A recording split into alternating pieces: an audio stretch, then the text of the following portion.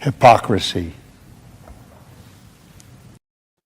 Hey, what's up, guys? Welcome to Lawsplaining the Interwebs. I am your host, Nick Rekieta of Rekieta Law, a small law firm in central Minnesota. With me today is my very naked homie, Camelot331. How you doing, brother? Dude, I'm feeling good as hell. We were on Friday Night Tots earlier. It was a lot of fun. Been busy all week. Been racing. Been doing videos, even though I forgot to post the video today. It's fine. That's cool. Been having a lot of freaking fun, and I've been looking forward to this show because we have had our schedules all kinds of fooked up for a while.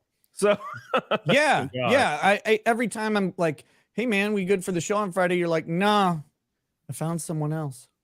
Wow, that someone else is racing NASCAR. Racism. Racism. Okay, Yes. Got it. I'm like, I'm sorry. Well, good to have you on, brother, as always. I've been looking forward to the show for a while as well. And introducing to the chat who may not know her, welcome for the first time to this show, Lauren DeLaguna. Hi. Hey, thank you so much for having me here. I'm very happy that you showed up. Thank you. Yeah. We're going to get to know you a little bit throughout the show. You are a lawyer, which is awesome. I mean, yeah, waiting to be an attorney because I'm waiting on character fitness. But once that's done, I will. oh, well, kiss it goodbye after this show. No, I'm just kidding. I'm kidding. But welcome to the show. And guys, as a preview, and we'll hit this again later, Lauren and I will be doing a show on my channel on Tuesday to talk about a case that I had not heard of. You guys may not have heard of it, but she's got a bunch of information about it. And we're going to talk all about it. It involves a woman murdering a man, allegedly. And it's a big case going on right now. I don't want to talk too much about it on this show, but on Tuesday, we're going to do that Tuesday night at 11 p.m. Central. And speaking of 11 p.m. Central, welcome to Miss Jessica Reloaded. What's up, Jessica? How you doing? Hey guys, how's it going? Good. I was like, what the hell's her hand do? Oh, it's Oh my grabbing a God. microphone. Dude, Yeah. I've been drinking too much for this shit. It's like phased into reality. Yeah. I was Yep. like, oh my God. I muted because I muted it because I had left my computer on and walked away, and I'm like super paranoid, so I mute it and then I turn the webcam around. Oh, yeah. I'm so paranoid. Yeah, because the last thing you want to do is walk pantsless in front of your camera and have it somehow be broadcasting. Dude, it happens to me. That's the last thing Nick wants you to do, but it's the last thing you want to do. That's what I'm saying, Nick. No, I shit you not. I'll pull up some real steamy shit, like some artsy stuff, you know, and I'll be like, I'll be dick in hand. It's time for stomach pancakes, and my camera's right here, right? I'm looking at it, and I'll be like, oh fuck, dude. And I'll reach up there and click it and turn it and everything. I don't even after I turn that shit off, you know, because I don't want to get anything on the lens mainly, but also somebody could be looking at me. They ain't gonna see nothing, you know. There's nothing to see. It's like a pinky, but still, you know, what if I stood up? I'd be ruined. What if you stood up and they liked it, though? I mean, then you made someone's day better. They're Kim. just gonna True. see your Goomba. Who cares? Yes. Yeah. Damn, why you gotta bring that up? No, look, it's fine. Because nothing else can. That's damn- no, dude, I got mountains of testosterone. Right now, let's go. So I have a question. Why are you wearing sunglasses? He wears his sunglasses at night so he can see. So to give you an honest answer, I was in my garage for like 5 hours today with my cherry picker, which is like an engine hoist, taking my engine out of my car that blew up, my race car, and I found my sunglasses in my freaking garage. I was like, sunglasses, yeah. So yeah, I'm wearing them because I'm excited that I found my sunglasses. Nice. I'm a simple man, you know. So yeah, that's what happened. That's the whole story. It's very interesting. I hope you guys like the stream. That's it. That's the show today. That's the whole show. See you guys later. Catch you next week. Thank you to Jessica and Lauren for joining. No, Thank you for the invite. no, and we'll also be joined in a little while by our dude Cecil. Yeah. AussieOverlawd is supposed to be. Did I forget? I might not have. I sent it. No, I sent him the stream link. That's his own damn fault he's not here. I was about to say, Down ass Aussie. Australia is not a real place. You probably didn't send it to anything. That's right. But I just posted it into the ether that Australia pretends to be in. It's like Atlantis. You know, it doesn't really exist. So Aussie should be on, and Nina Infinity may grace us with her presence. She's a little busy tonight, but she said if she can, she will stop by. Speaking of stopping by, Jeff, welcome to Legal Vices and their viewers for the thank you for the raid. Hey, Jeff, the fellow mustachian. What's up, baby? I just did this the other day. I went to my NASCAR deal. Yeah, There was like 4 dudes. 2 of the guys on my team, but 4 of the dudes there had freaking mustaches, and I'm like, this isn't right. So I shaved my glorious giant beard off finally. that's good. You needed to. Yeah, dude, because I said. Yeah, dude, and I don't. What? No, grow your beard back. No, I was going down on this chick recently, and she kept laughing in my face. Because look, I go down there and I had this Were you tickling her? Yeah. She was laughing hysterically. And I'm like, all right, this is not funny anymore. You've done it 7 times every time I go for the dive. You need to. She's like, no, it's not you. It's the mustache. That's what it is. She was like, oh, I'm like, you need to chill out. So I had to just like go down there and just hold her legs like and wrangle her, and then until it got past the tickling point, you know. Yeah, then you just had to be firm, I suppose. Yeah. I've seen guys who've had way more beard than you have, and they haven't had that issue. I think that's a you problem. No, it's the mustache though, because that's hitting on top, right? Well, like the beard's hitting too low. For the bean, I don't really worry about the hole. I'm going for the bean. I'm trying to get this. I'm trying to get the points. Score the points immediately. Don't neglect the. Neglect the chasm. Every once out of every 6 like hits, I'll do the thing where I'm like, yeah, like that. No, I don't know. Could you explain further? Yes. Yeah. Yeah. Can you? Yeah. Explain. Elaborate. Yeah, but but sometimes now if they're bent over, dude, it's over. I don't even care if they bathe or not. Then you got 3 points. You got 3. Can you do like a visual representation for us so you can? You won't be able to tell. It's like, and then you go up, but you hit it once. Yeah, dude, I love it. Nick, don't act like you don't know. We talk about Look, man. I know nothing about anything. I'm an innocent and wonderful little person. I've had sex 5 times in my life. That's why I have 5 children. That's it. Basically, Jesus. It's all good. Much. I've had one sexual partner, and it was God. Yeah. Do you see when there was just one penis dragging along the beach? That was when I was carrying you. I think that's how that poem goes, right? Yeah, that's actually verbatim. Yeah, that's how Plato wrote it. Fucker. So anyway, the dude in the low wall says Lauren's camera is fogging up. No, I don't think so. No, but maybe. She's seen a lot of mustachian Southern men that are vulgar. I'm nothing new now.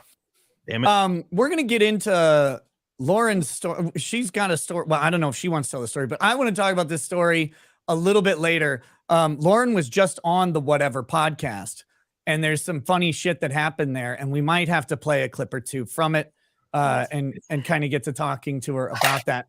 The Whatever podcast. So I didn't know that this show existed. I just kept seeing clips of all these weird like roundtable discussion shows, but like the Whatever podcast is only one of them. Like just Pearly things she would do. She would do some like a similar thing. I think Fresh and Fit do that same sort of deal, right? Where they sit around with a bunch of people. And so I didn't know specifically that podcast existed. But I always saw clips of it, and they're always so fucking weird. I'm like, how are these people alive? Like, how are they real? How do they exist? Yeah.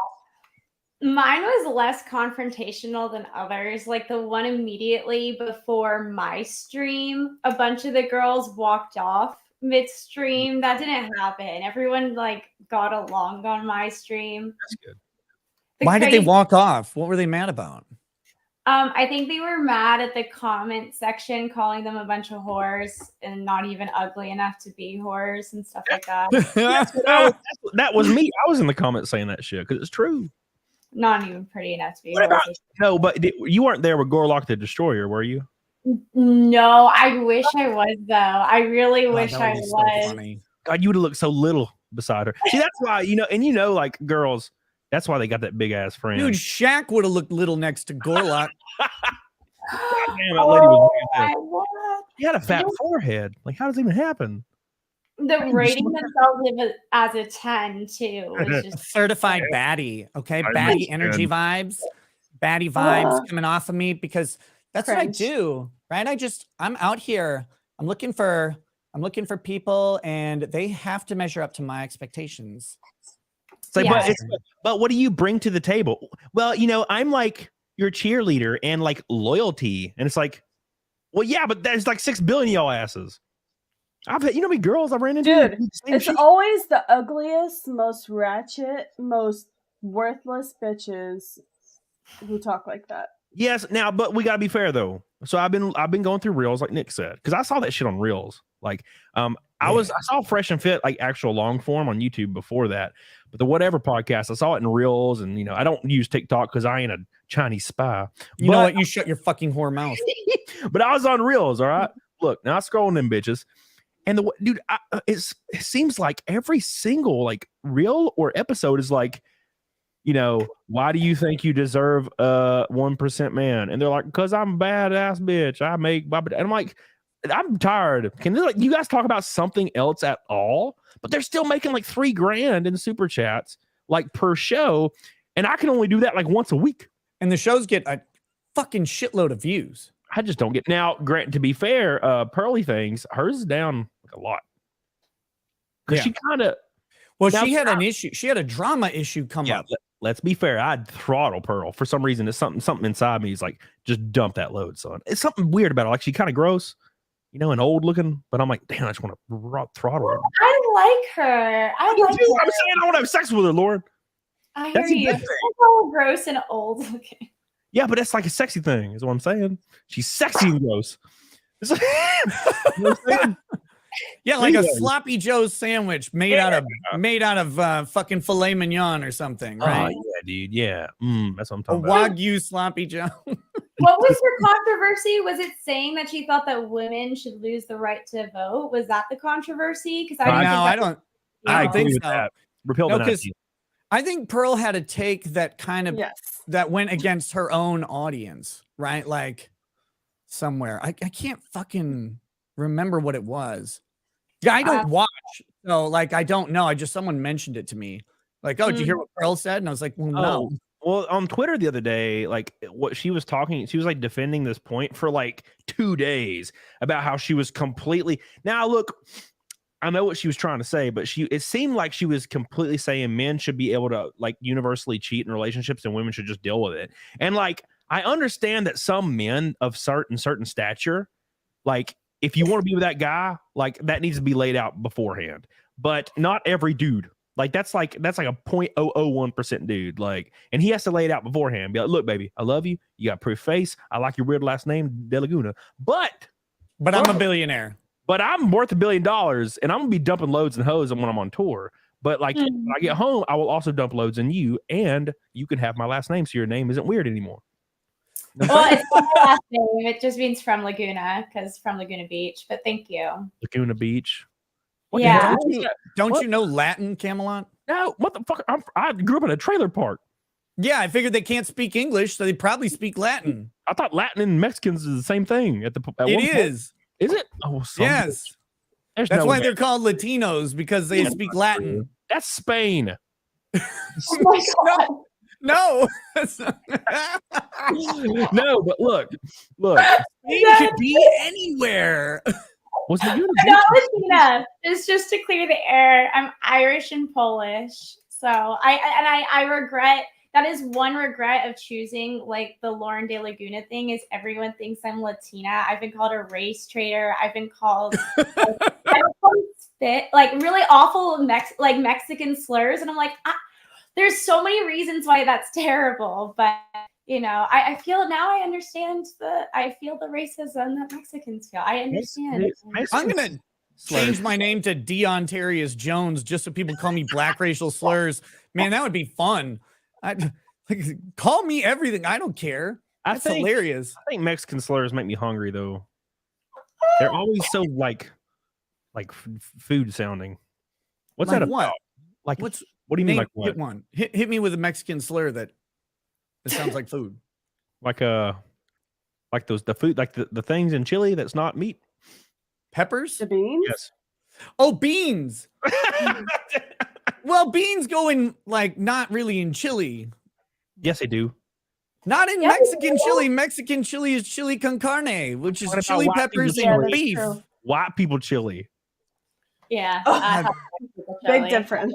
I thought of like the black beans and corn, or like Yeah, Yeah. the brown beans with bacon bits. That Yeah. shit. I like those. That's just not a Latino chili. That's No, it's I'm not. just saying that's what you call Alabama them. chili. You call Shows them how that. Except yeah. it's made with possum out Yeah. where you live. Do you damn. even know how to say beans in Spanish, Camelot? Frijoles. Okay. Oh. He's got frijoles. This man has Bruh. huevos muchos grandes. I worked at Piggly Wiggly, bro.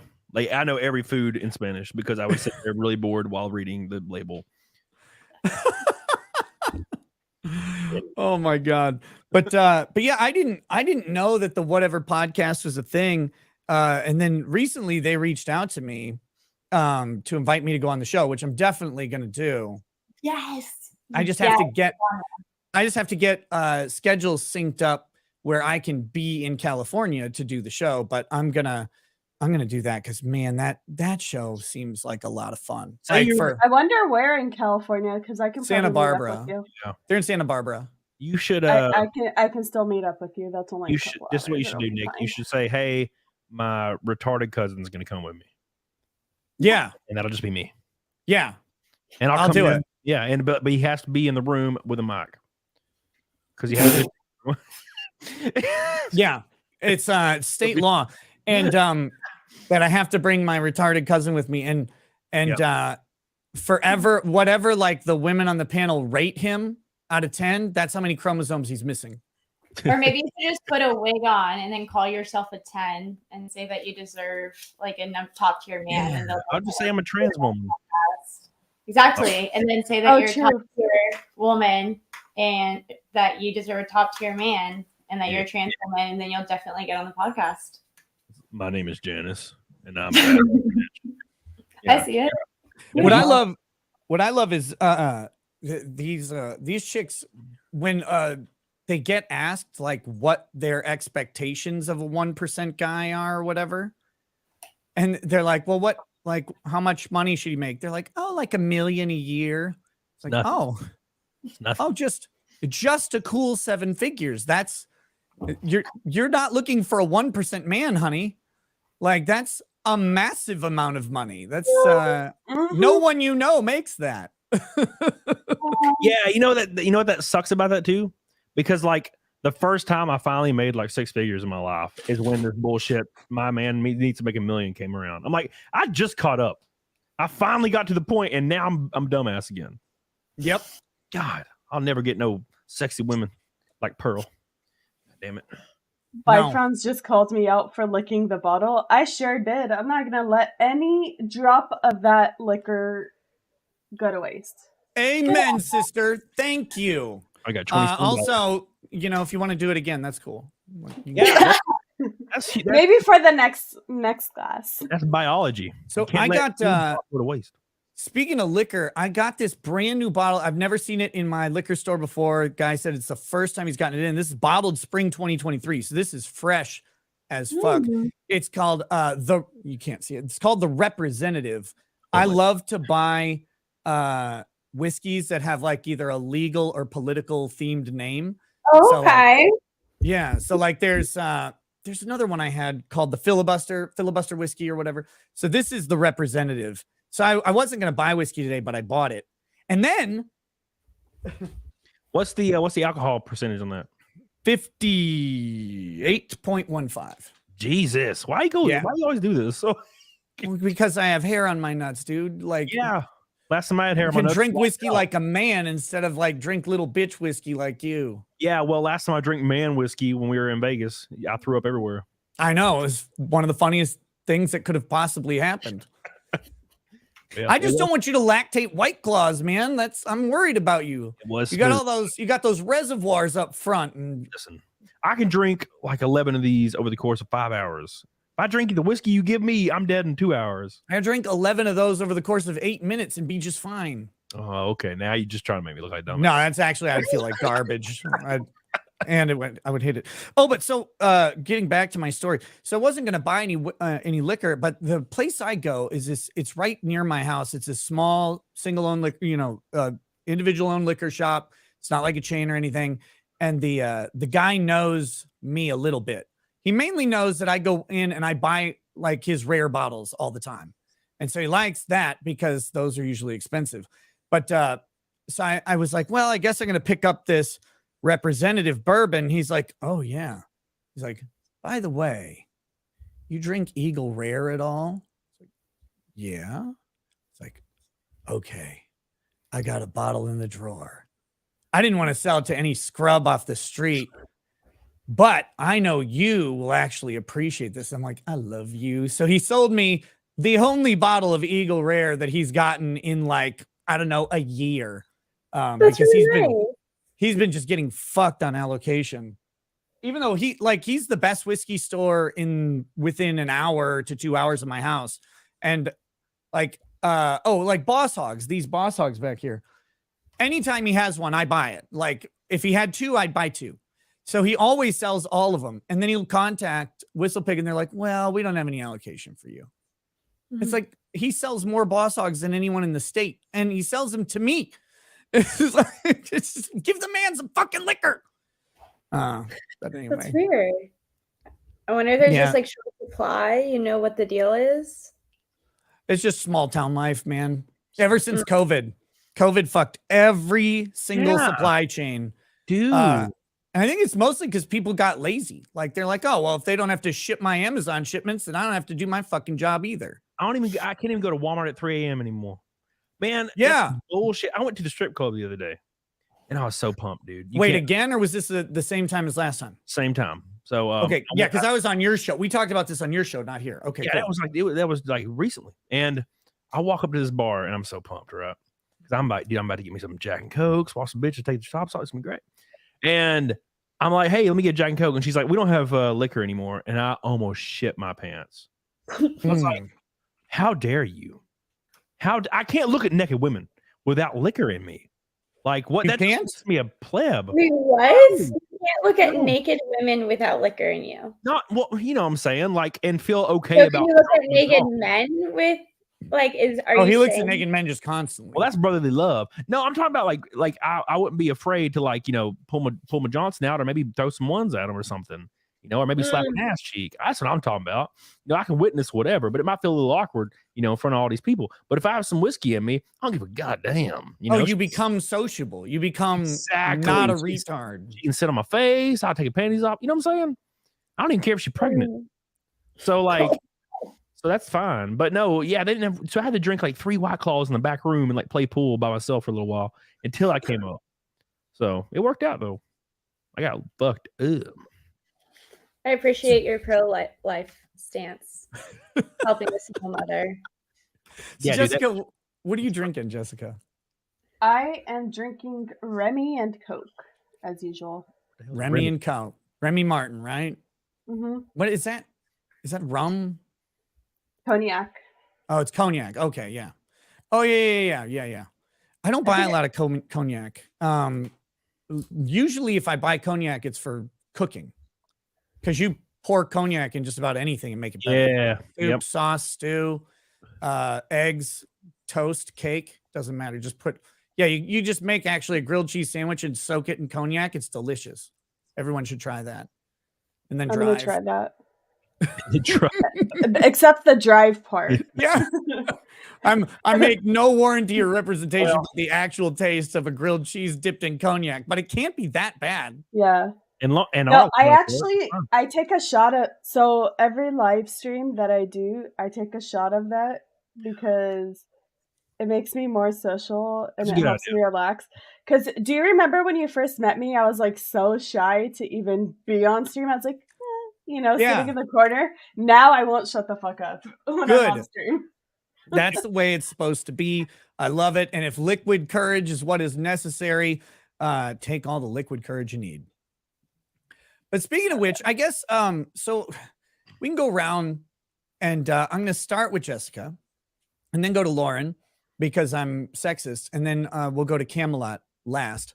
But what have you guys, like what's been going on this week for you guys? What have you seen? What's any stories have caught your mind that you want to talk about?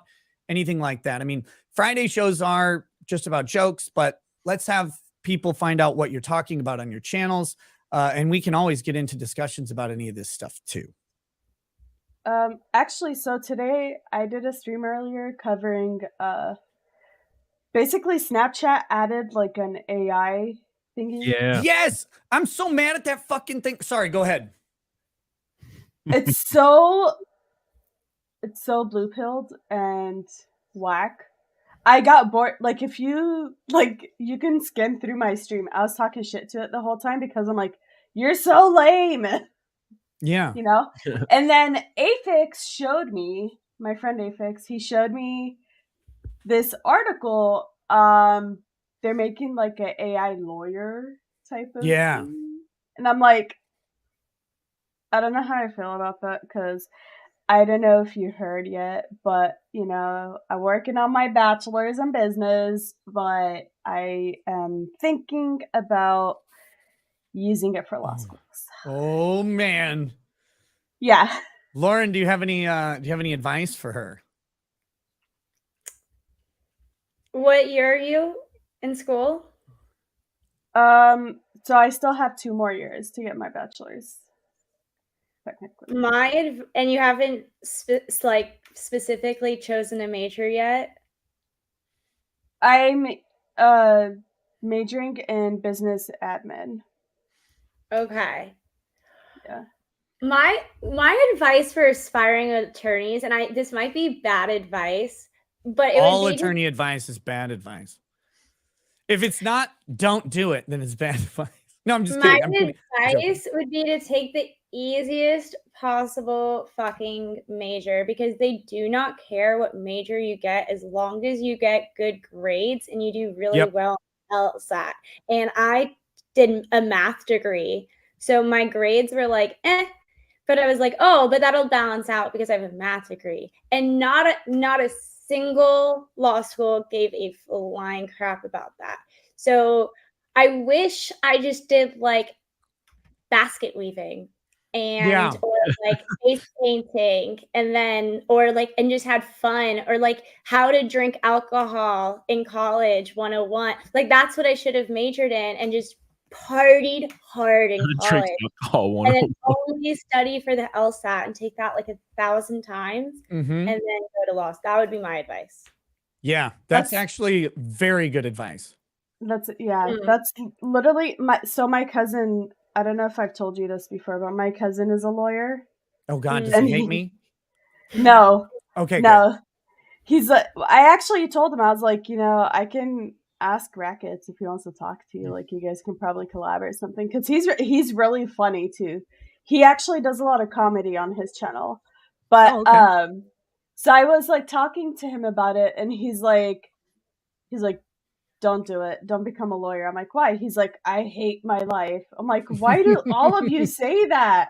Yeah. And he's like, no, seriously, I hate my life. He's like, you're majoring in business, and then like I have experience in business. I actually work for a family that I consider as my own family, and I've given them business ideas, and they even like take my ideas, you know, like I have the mind for business. So he's like, why don't you just continue business school, like get your master's and whatnot, and you can be a freaking millionaire and a CEO. I'm like, that just sounds like you're trying to sell me a dream that. Well, look, law school is really expensive and takes a lot of time.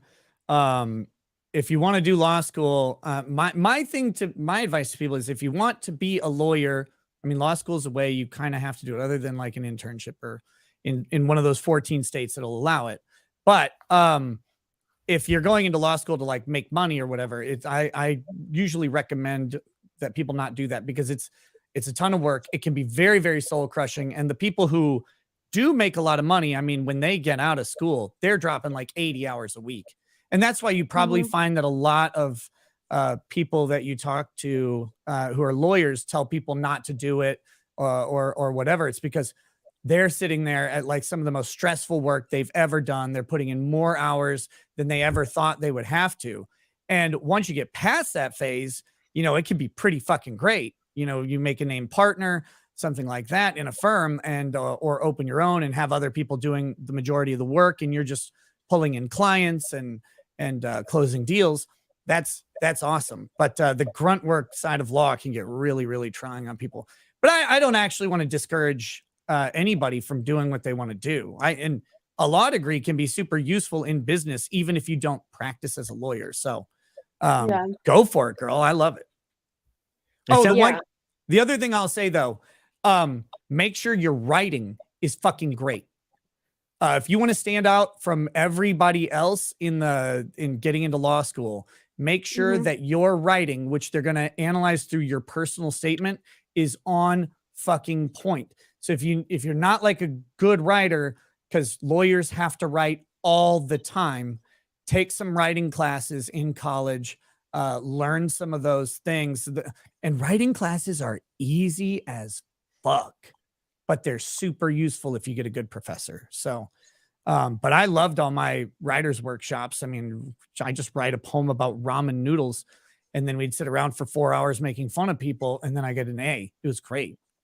That's fantastic. That sounds great. Did you have writers' workshop in law school too, Nick? Yeah, we had writing, representation, and practice, RAP, because they like acronyms because they're mentally deficient. But we did, and my professor's name was Steve Wang, so that was cool. He was a fucking stickler on writing too, but he liked me because I don't overwrite things when I draft stuff. I want to do the least amount of writing to convey the most information. So I tend to write very directly. I don't bloat. I don't bloat motion practice. I don't bloat arguments, and I don't bloat contracts with extraneous language. So he liked that. I did pretty well in that class. But yeah, that's one of the things the admissions ladies told me is when I was talking to them, they said, you would not believe how many applicants we get who just can't write anything because, you know, they go do like a pre-law major, you know, any number of other majors that don't have any writing focus. They're not really teaching writing very well in high school either these days. And so unless you have someone who just has a raw talent for it or has studied in how to do it, the writing's low quality. And with so much writing that you do in law school and in the practice, it's really a highly valued thing. So that's what I would say. Bone up on your personal statement. Make sure it is a banger. Make sure when you take the LSAT that you have a great written section on that, because even though it's not like really graded like the rest of the LSAT, the whole thing is subjective, and that answer will go with your score. So speaking of scores, what's up, Aussie? Hey, g'day, Nick. How you doing? Aussie. Come on. Good, brother. How are you?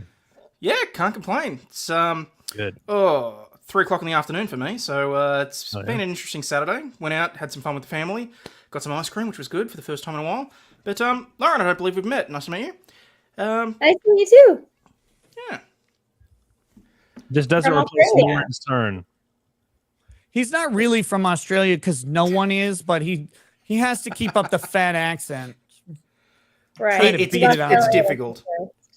I mean, to be honest, I get enough crap as it is from Aussies because I watch enough US stuff that my accent has actually started blending into an American accent. So, like, I'm stuck between a rock and a hard place, frankly.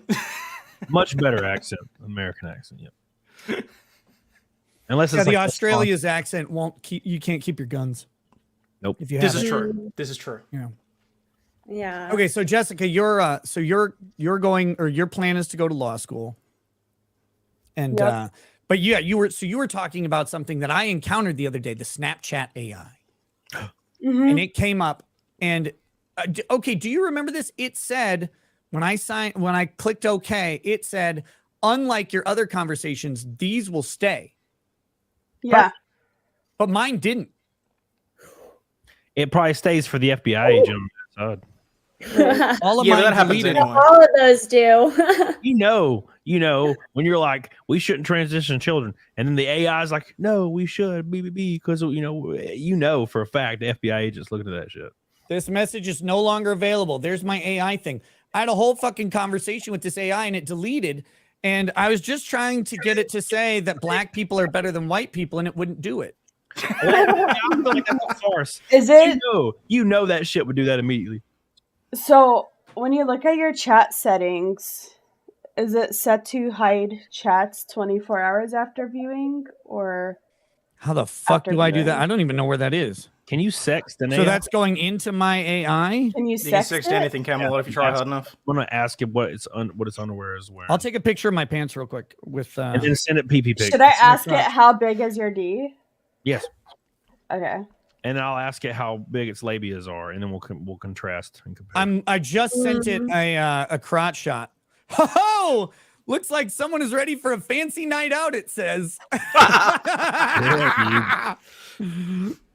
I'm Hell gonna yeah, my man. screenshot that and send it to you, Kim. It's not like I can get hard. I'm ready. No, I It's mean so- it's interesting because I was only reading an article earlier today actually about the lists that TikTok are keeping as to trigger words and that sort of thing to trigger off certain things in their algorithm and whatever. And of course people in I can't remember whether or not it was Samsung or the FBI or whoever else. I really didn't pay that much attention. But they said these lists have never actually been used. And I'm sorry, I call bullshit on that. I very much do. Expert out. Listen to this real quick, and I just want to put this out there because AI, it's going to evolve, obviously. But like Jessica said, how like blue pilled and gay it is. Because let me preface this with something. There is people out there in college, or maybe they're teaching a class or taking a class, and they like to tell you, they'll be like, you need to get like consent for every single act that you act upon somebody, even if you change positions. You need to get consent, which goes against biology. That's going to dry up Lauren immediately. What the fuck are you doing? Dude, you are in the middle of eating my ass, and you're like, we're past that part of the whole point of sex and like attraction based things. And like the mystery of it is the connection and the emotion and the intimacy. And he just picked me up and he just freaking gobbled my ass. I didn't even say nothing. You know what I'm saying? It's really it's sexy. So this is what the AI said to Jessica, by the way. Just think about this bullshit for a second. This is some male feminist bullshit. It says right here. She said, how big is your dick? The AI responds, I'm sorry, but I cannot provide a response to that question as it contains inappropriate and offensive offensive to who? By the way, it's important to be respectful. Well, it's offensive to you because it's gonna have a bigger dick than you. Yeah, but dude, it's inappropriate, bro. I'm having a conversation with you and my AI. Like, it's just me and you, bro. We can talk about dicks. It's like, oh, bro, it's inappropriate. Why does the AI have to be politically correct? I'm not Also, telling you. why wouldn't it just say, I don't have a body? Wouldn't that just be an easier answer? Like, Yes. sorry, But no, it's got body. to give the political correct answer as if I'm questioning a politician that's running for office. No one of course talks it like does. that. No one in the world. You could take JFK Jr. or whatever behind closed doors if you're bros with him and be like, did you beat that pussy up last night? And he'd be like, dude, I beat it up so hard last night. Yeah, I was come all over her back. Like that. He's not going to be like, sorry, friend or brother. We cannot talk like that, for it is inappropriate. No, Dude, because I that's what they're think- trying to push on us. That's what they're trying to say, is that's how we're supposed to act. And it's crap. No, I refuse. I will talk about loads. It is the natural course of life to talk about some loads. There's little babies in them bitches. Well, that's like, I put it in the local chat last night, Nick. I was watching something because I was looking for, to see what sort of politically incorrect content I could put out. So I went back and I started looking through the first few seasons of The Man Show. Now, look, I don't care about Jimmy Kimmel, the host, all that sort of thing. I was just looking through sort of... But I came You're just across... watching girls on trampolines. We got it. Basically. Yeah, cool. But what it came By the down to way, was... That was the most. Sorry, I didn't mean to interrupt you, but No. I'm stupid and I'm going to do that. But no, that was the most disappointing segment. Like, the concept of girls jumping on trampolines is way better than the reality of girls jumping on trampolines that happened on the show. And I was like, no, this is like Mythbusters. They ruined all of the magic of girls jumping on trampolines by actually showing one, and it was just like, well, this is kind of boring. I take your point, because it's kind of like, well, if they actually put a camera in a sleepover with the pillow fights and that sort of thing, and you see all the girls are just sitting around reading books and that sort of thing, and it really just kills it for you. Well, maybe at your sleepovers. Anyway, but what I found interesting was I was going through looking for episodes of The Man Show to watch, and there was this guy that posted a video about 4 months ago, and he did a review of The Man Show, and all it was, and I swear to God, it was the most beta cuck thing I've ever seen. He tore it apart for toxic masculinity and all this sort of BS, and I can't understand how this guy has like 4.7 million followers. Well, it was the most disappointing thing I'd ever seen. Yeah, so look at iDubbbz, and now iDubbbz has fallen off a lot lately, but he released a video talking about Foggy Fresh the other day, and he was like, "Yeah, I just don't agree," and he has some really gross old world takes on masculinity, and I'm like, dude, you literally built a career off being edgy and saying like the F slur and the N slur in front of everybody and laughing about it. You literally have a video saying I'm all for bullying, no matter what the bullying is about, and then you're claiming in this video that you're against bullying. That dude is the biggest cuck bitch, and you know what happened? He got a girl. He got a girlfriend. And you can tell iDubbbz never had a fucking girlfriend before this. You can tell. Look at his fucking face. So, like, dude, I have friends like this. They great people, have good personalities. You know, a girl comes into their life and they fucking chameleon immediately to fit that girl because, oh, nothing's better than a wet slobber pocket. Bro, there's like 6 billion of them. You know how many slobber pockets I've ran through? There's nothing special. All right, goddamn. But they are running through them. They will lose their entire life over that bullshit, especially if she has blue hair. God. I had purple hair last year. Damn. Were you insufferable then? Wait, was it like a pastel purple or was it like a dark purple? So yeah, I asked for pastel, but I got like a Halloween purple wig. It was awful. Shit. And then it eventually faded. Then she was fine. Because usually the ones that are insufferable have like the pastel light purple. Yeah. It's because they can't afford the second coloring upkeep. The thing is all faded out and ratty. Yeah, dude. The thing about it though is the girls. So you know, when I was like really heavy on Tinder, of course you'd run into some girls that had like blue, pink hair, or whatever. They'd always come over and they'd see my Trump hat and they'd freak the fuck out because I didn't even vote for Trump, but one of my friends left a MAGA hat at my house as a gag gift because I used to have a wall of hats on my guitar hangers because I had guitars all over my house, and they would hang hats on the guitar hangers, and one of them was a MAGA hat. Dude, I had this girl come over one time, had pink ass hair. You know, she was like had tattoos, pink ass hair, little tiny girl, 90 pounds.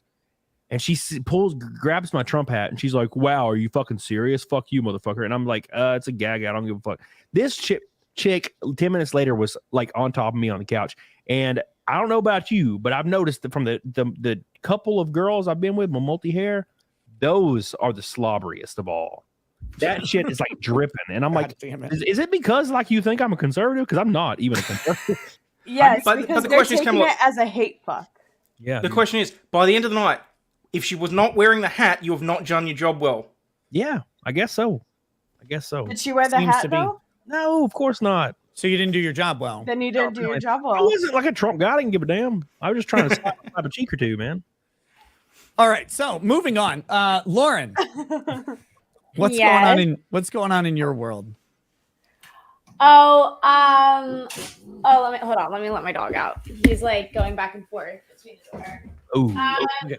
Well, we have a couple of things going on. So we do like a mock trial show on my channel. So we're setting up that. But the problem is we avoid real life issues. So we let people fight each other and pretend to be attorneys, essentially.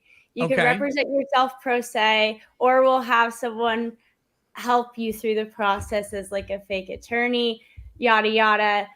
So we're setting up one of those, and then also we have somebody who's coming forward with an issue, and we're about to be the first people to tell his story. Essentially, he has a daughter and at a school district, and him and his wife split up, and when the wife split up, the school has just been giving the mom more parental rights than the court has been saying, and it's been causing all sorts of issues, and it opens up the greater problem of men and parental rights. It seems that in America, men don't have equal parental rights as women, and I don't know, we're going to explore that issue. That's not just America, but yeah, point taken. So you do these mock trials. People have asked me to do them, and it's like, how do you? Okay, so people bring in their own issues, is what you're saying? Yeah, it's called Law and Order. Well, Yeah, that's good. yeah. And so the first one was between, Aiden, because we're going to be talking about that case on Tuesday, and he's the main journalist covering it. Okay, some idiot person accused him of harassing one of his friends. So he brought Aiden to Law and Order, and they duked it out, and then I had a jury, and the jury deliberates, and they have a jury room. And usually jury room, you never get to hear what the jury says. This time we had them, like, it's all recorded. And so, yeah, it's fun. It's cool. Yeah, people had asked me to do like these mock trial things, and they wanted like lawyers to represent, like law tube people to represent them, which is fine. But it's like, do you know how long it takes to come up with like all these fictional scenarios and witnesses and all this stuff that you have to do? But if you're doing a thing where people just come in and bring in a problem, and then you kind of like have them advocate, yeah, so it's good and bad. So for instance, we recently were dealing with this one family, and we were excited to do it. It's like this YouTube family, the mother, father, and daughter all have YouTube channels, and it's very like Keeping Up with the Kardashians. They have very chaotic family life, and it's all very open for the public. So the father wanted to take the mother to Law and Order for child abandonment. And we're open to that idea. But when we looked into it, they had all of these legal cases open. They had criminal charges. So I was like, that's too messy. Like, so that's where having the real cases is too messy. But then the case before that, we had this guy called Real Brother Radio, a black guy, sue another. No, not a real brother. Yeah. And they were suing each other over like stupid over defamation over whether or not they want to kill white people. It was dumb, but it was real. But it wasn't like real enough to be in real court. So that's kind of what we're aiming for. So if you have a Law and Order case, if you want to call someone out, hit me up. So that's cool. So that's one thing you do on your channel. And this is good because I wanted to kind of get to know you a little bit. As I said at the beginning of the stream, but many more people have joined since then. Lauren and I are going to be doing a show on Tuesday to talk about this case that's going on. It's a woman who's accused of killing a police officer. Is it or? It's an unbelievable story. So this woman was dating a police officer, and he was killed about a year ago. And it was she was immediately accused, both charged, and she's still in the process of defending herself. Right. Through her lawyers basically doing all the heavy lifting and subpoenaing phone records. And they have discovered that actually at least 11 people were in on his murder. He was beaten to death, chewed up by a dog, like thrown down a flight of stairs, and the people involved are police officers. They believe that one of the police officers testifying against the woman, the first person to show up, he wasn't even on duty that night. So they want to subpoena his phone records and see if he was called that night by the real murderers. It's just an insane story. Insane. Yeah. Turtle Boy is the only journalist out there really covering it. So we're going to talk about that case on Tuesday. You told me about it. I hadn't heard of it, but then I skimmed some news stories on it, and I was like, okay, there's a lot to this thing. So on Tuesday, we'll introduce you guys to that case in depth because it's got a lot of it's high drama, man. It's like there aren't always interesting cases out there, and this one seems like it might be one. So very, very cool. Camelot, what have you been up to this week, man? Whole bunch of nothing, man. I've been trying to recover from the race last week. It was really like physically intensive because it was like in a new car for a new team I'm racing for. You just turn a wheel. What is your fucking problem? And it's way more than you think. Like it's crazy. So like I drive all the time. It's not hard. Yeah, I have some kind of like weird fracture in my forearm from like cornering. And cornering, you sure it wasn't edging? Yes. Well, that's for damn sure. That's in my wrist though. On my leg, he doesn't have the control for edging. I have this like 4-inch long like black bruise with a rash around it because the seat wasn't made for me. It was made for another guy that's not racing right now.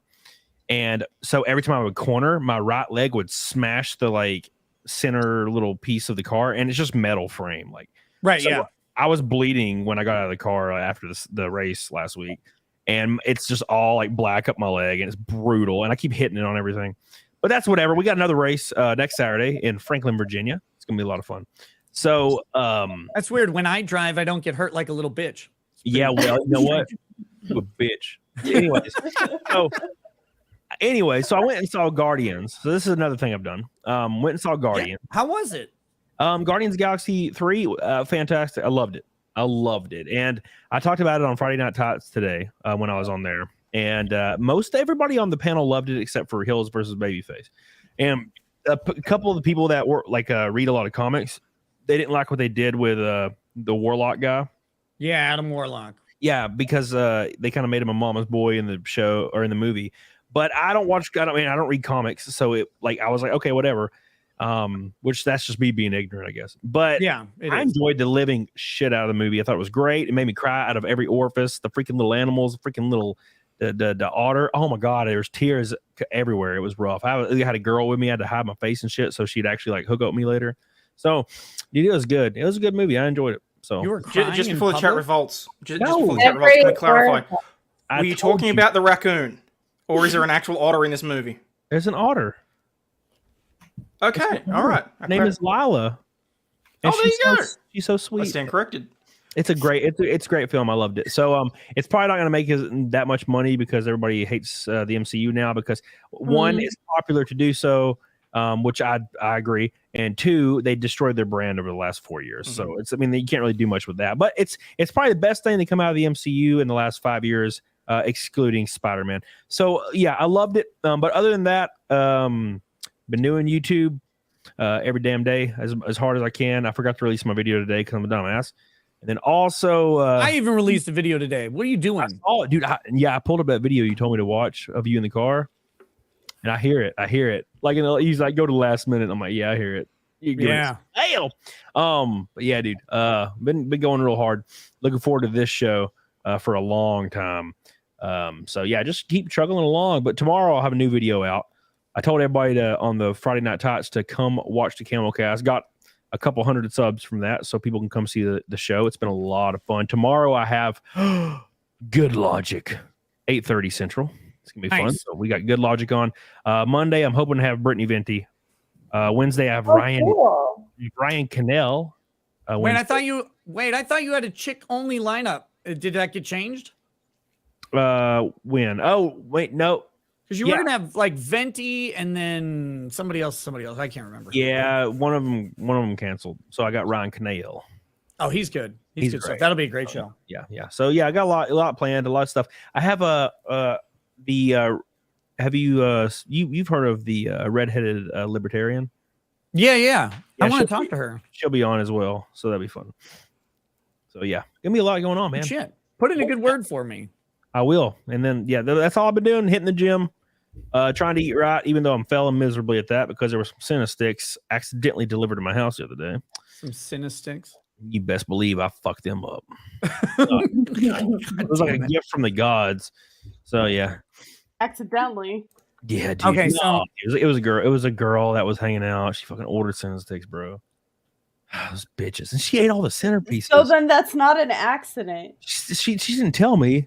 But she ate all the centerpieces and left me the side pieces, and I still fucked them up. That was a sign, dude. You're just a side piece. That's fine. That was a sign for you to call her an Uber and get her the fuck out of your house. Dude, she That's left. No, disrespectful. You I don't take your end pieces with you, you cold bitch. I have no connections with these people. Like I just How hang dare out. you? I hang out with them. That's it. Oh my goodness. Aussie, what have you been up to, man? What are you covering these days? Look, the last couple of weeks have been fairly slow for me. We were finishing up the Rittenhouse rewatch. Thank you again for that. You're welcome. I hope it was good for you. I hope you grifted well off of my hard labor. Don't worry, people reminded me that at pretty much every opportunity. But no, it was good. It was good being able to see it. I mean, people have got me clamoring to do a couple of other ones, but you know, we'll see what happens down the track. I'm thinking of doing sort of one day a week where I go back and look at historical trials that people are interested in, that sort of thing. But my favorite one to cover, honestly, well, Rittenhouse and Depp were great, but that's because they were like, wasn't the trials so much as like the phenomena around streaming them, like having all the people there and everything. But one of the most fun trials to watch was I covered the Theodore Edgecombe trial, which was the people keep telling me that that I should have a look at that one. Because that judge Borowski is fucking great. He is great. And it's an absolute travesty what they've done to him, moving him. That I think that's complete not a bullshit. Yeah, frankly. putting him on like the traffic court circuits. Like, thanks, assholes. Aussie, did you get my DM? That update on that case? Yes, thank you. I did mean to get back to you this morning. I just haven't had a chance to read through it. I wanted you to take a look at it to see if we should cover the update or not. Okay, I'll have a look.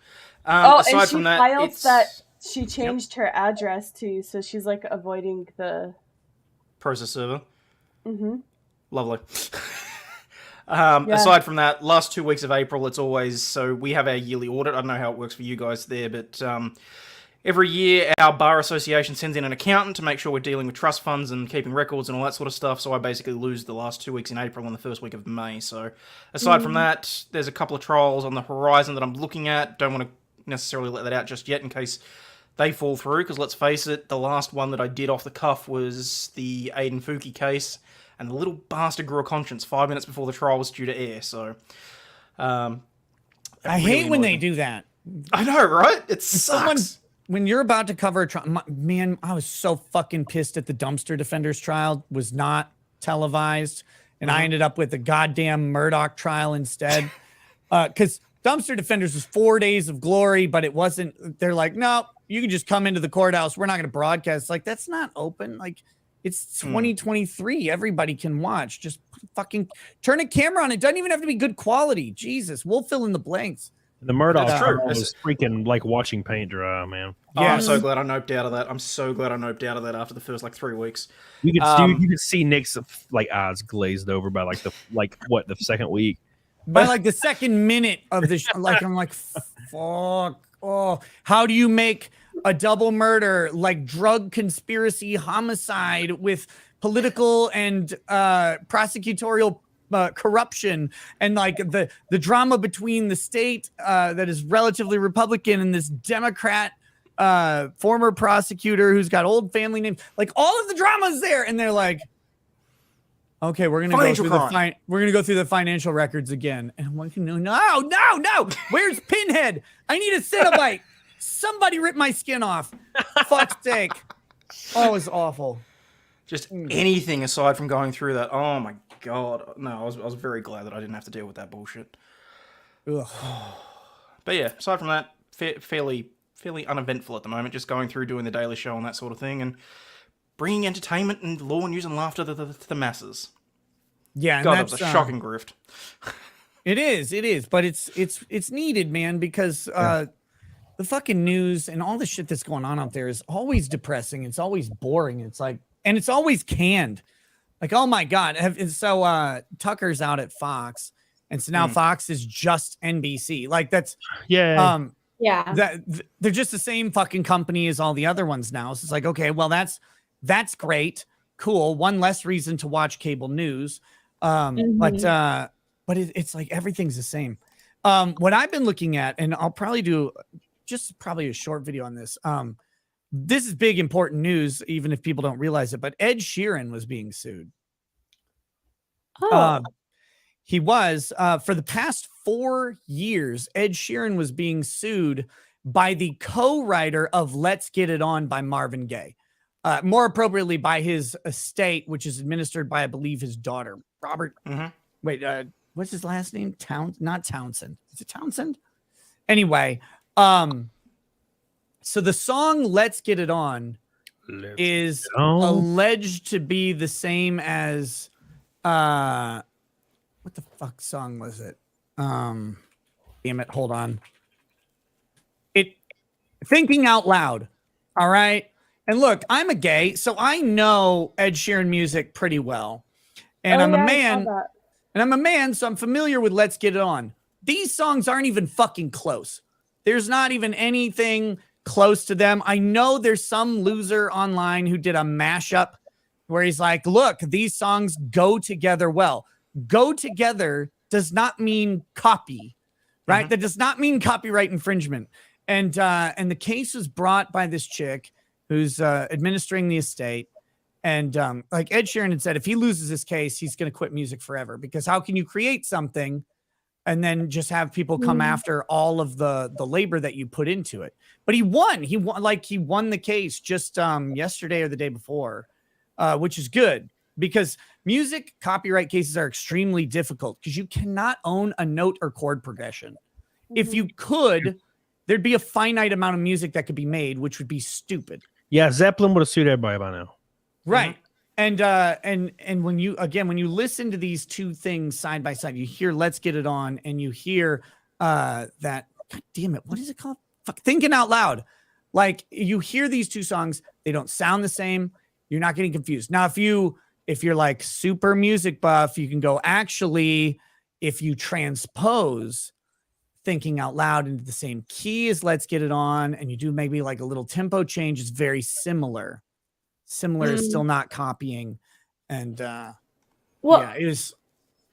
I thought it was like nearly, Werewolves of London and Ice Ice Baby. Wasn't there a lawsuit there? I can't remember. It's got like it's got the best testimony ever from Vanilla Ice. It's pressure. He's like, he goes, no, theirs is how does that fucking riff go? Bum bum bum bum bum. Yeah, he goes, theirs is bum bum bum bada bum bum, and ours is bum bum bum bada bum bum. It's like way different. It's this great fucking moment of testimony where it's like, dude, that sounded exactly the same. Yeah, it's literally under pressure. Like, like David Bowie and Freddie Mercury. And did they lose that? Or did they win that case? Like, I don't even know what happened with that, because it was literally the exact. I think Vanilla Ice might have lost that case. I can't see how he didn't, because it was literally under pressure. Yeah. No, but I mean, it's like there was a Australian comedy musical. What's it when it's three? A band, anyway. The Axis of Evil, back in 2006, I think it was. They put out a comedy act called the Four Chord Song. Is 4 chords, yeah. Yep. Yeah, and basically for 3 minutes, they just ran through every pop chart hit and played them using the same 4 chords. Right. Speaking of playing 4 chords, I'll be right back. I got to hit the bathroom. It's literally E. It's E, D, A, G. So like there is millions of songs that follow that chord. I mean, Back in Black. You know what I'm saying? So like, I don't know. Like, the fact that you think you can sue somebody over some chords, that's insane to me. Now, if you have like a guitar riff in there, like if you're playing like the opening to, some MCR, the I'm Not Okay, the beep, beep, beep, beep, beep, beep, beep, Oh, I love that song. like if you do that shit, like note for note, yeah, you might have a case there. If you want it, honestly, you know what I'm saying? But like, otherwise you're fucked. I've always thought that was so silly. Like, the human mind can produce, so many nuances here and there. I just don't think unless you have the same lyrics, the same BPM, and the same chord progression, and the exact same tuning, I think you fucked. And I don't think you should have a case, because I think it's silly. I'm trying to know what the jury's supposed to look at least in comparison to music, to determine whether or not they're similar enough. Man, I have no idea. I mean, the average person that would be like on a jury would not probably be musically inclined anyway. So they're going to look for if it sounds similar. That's pretty much all they can really look for. Whereas in the Vanilla Ice case, that was the same fucking song. So like, you can't really get out of that. But like, dude, I've seen lawsuits where one band will claim another band stole their song, and you listen to them side by side, and they're like almost not even recognizably similar. But they're trying Is to that sue. really it? Just hand it over to the jury and be like, do these two songs sound similar? If so, you're What they probably do is they consider if, the guitarist is friends with the bassist for this band, and they were apparently in talks about a certain song that they were working on, and so-and-so's wife. That's probably how they justify things. I don't really know. Or the same record label, same producer, but I really don't know. Unless it has, like I said, the same key, BPM, lyrics, they should fuck right the hell off, in my opinion. Amen. Yeah, because I mean, drilling down into a song where the basic beat might be similar, when you've got that many other things that are over the top of it, layered, just because the drum beat might be similar, or just because you might have part of the same chords played on guitar or whatever, it's like there's literally nothing new under the sun. There's no point suing over that sort of stuff. 99, man, like 99%, of this should just go right out the window, in my opinion, because like 99% of hip hop and rap, especially modern day, like it's the same 4/4 kick snare beat in every single song. Who are you going to sue over that shit? So like, and rap gets away with it because they can just sample shit. I don't really know how that works either. It's like, we sampled the song, we didn't steal it, and I'm like, it literally says step by step, all about. But yeah, it's like Martika, but then for some reason it's okay now. I guess they paid for the rights. I guess I don't fucking know. That's what ended up happening in the Vanilla Ice case, by the way, is they settled by him agreeing to buy the rights to Surface Pressure, or Under Pressure, not Surface Pressure. That's that fucking Moana song that my kids listen to all the time. Yeah, I love Moana. You love Moana, or not Moana? Encanto. Fucking hell. Oh no, Encanto's trash. Fucking Encanto. How can you have such strong? No, Lauren, you shut your mouth right now. Encanto is the entire freaking point of the movie is to show mediocrity of the average girl, that it's okay to be not special. Fuck that. You need to do something to shine and go above and beyond. The main character, she held the family together, Camelot. No, her main. Everybody else is gone all over the fucking place, all over on their own ways. Abuela's a bitch. By the way, Abuela needs to be football punted through the goddamn uprights. That hoe, she's like, oh, you're fine too, I guess, except you have no talent, no ability, and you ruin everything you touch. What a mean ass fucking evil Hispanic grandma. I don't trust that bitch at all. And then you got the fucking guy who can just turn into everybody, but he doesn't ever do anything useful except the one time he just turns into his cousin so he's tall so they can hang a banner. Like, you can turn into anybody and shapeshift, and the only thing you do is hang a fucking banner, and then you get the weird little kid who becomes a furry and can talk to animals. I don't trust that shit. Why does poor Miguel get that power? I don't know. And then Bruno, oh yeah. We don't talk about Bruno. We don't talk about Bruno. We do talk, but everybody's talking about Bruno all the time, and they don't realize that. Yeah, the second he's like, yeah, you're going to be bald. It's like, well, yeah, but he's got a statistically high probability of being right. And then another guy's like, he said I'd get fat. And it's like, well, yeah, that's because you go to Arby's every day. What's wrong with you? This is not groundbreaking. And Bruno's like, hey, man, I'm just trying to talk to rats and hang out in the walls because that's weird. And then the one chick's like, no, guy, I was trying to tell you guys the whole time. I can hear him. He's literally in the house for years because she can hear everything. And oh my God, what a nightmare it would be to be engaged in any sort of relationship with that woman. Because like, did you sigh? Yes, I sighed. I'm across the goddamn state and I sighed because I knew you were going to fucking call me right now. Oh my God, these people all suck. And then you got the trans chick who's lifting up Buicks and carrying cows around in trucks on her shoulders instead of just carrying the cow in a fucking trailer like everybody else. And she's like, oh, I'm just going to lift this church up and move it. It's like, that's not foundationally sound. There's not a slab over there. You can't just put a church on soft ground. It just came off with cement. I fucking hating Encanto. But it's so surface level because the strong bitch is, oh, she may be strong, but she also has feelings. No shit. And also there was one person you didn't mention. The only good character in the show, which is the perfect chick. Yeah, she was hot. No, but like, she's hot. She made flowers. Everybody was happy every time she comes around. She's like, oh, yeah, I'm just hot. And look, I make beautiful things. Oh, great. So perfect. She should go on the whatever podcast. Like she should do that. But she's the only chick who maybe ever should. And then they kind of shit on her and they're like, well, she's unhappy with her. Like, oh, fucking course. She's unhappy with being the most beautiful, the most sought after, the most desired, who only makes beautiful things just by literally existing. Yeah. I kind of want more. Oh, fuck you. Fuck you, you bitch. But she's still the best character. We're forgetting because one she was person, mean. Though. She was mean to the main chick, and that's what made me happy. We're forgetting the one person, and that's the main chick who shows all the little girls watching it that you can be average and still be important. No, you can't, bitch. This is some propaganda bullshit. No, stop telling people to just settle for whatever you fucking feel like it. I know a girl, man. I know this girl that tells me she's taking a mental health day. And what she means by that is it's 6 months long and she eats and drinks whatever she fucking wants and gains 200 pounds. Yeah, it's not mental health, bitch. That's you're lazy as fuck and don't want to take accountability for your own self. And she loves Encanto. God, I want a mental health day. Oh, I hate her. And I hate Encanto. Fucking hate it. I was excited for Encanto because I love Maluma. Because you're Latina. No, I'm not. I'm joking. I know. That's a joke. That's the joke. Jesus. You're clearly we got a whole 5-minute rant out of Nick over Encanto. This was great. I relate more to Princess Jasmine, but you know. I relate more to Miguel. Actually, when they made the live action Aladdin, totally off topic. But when they made the live action Aladdin, I was like, they should have hired me as Princess Jasmine. There's a live action. I agree. You don't even look like us. Don't watch it. God, no, don't, Camelot, don't. It's the only thing.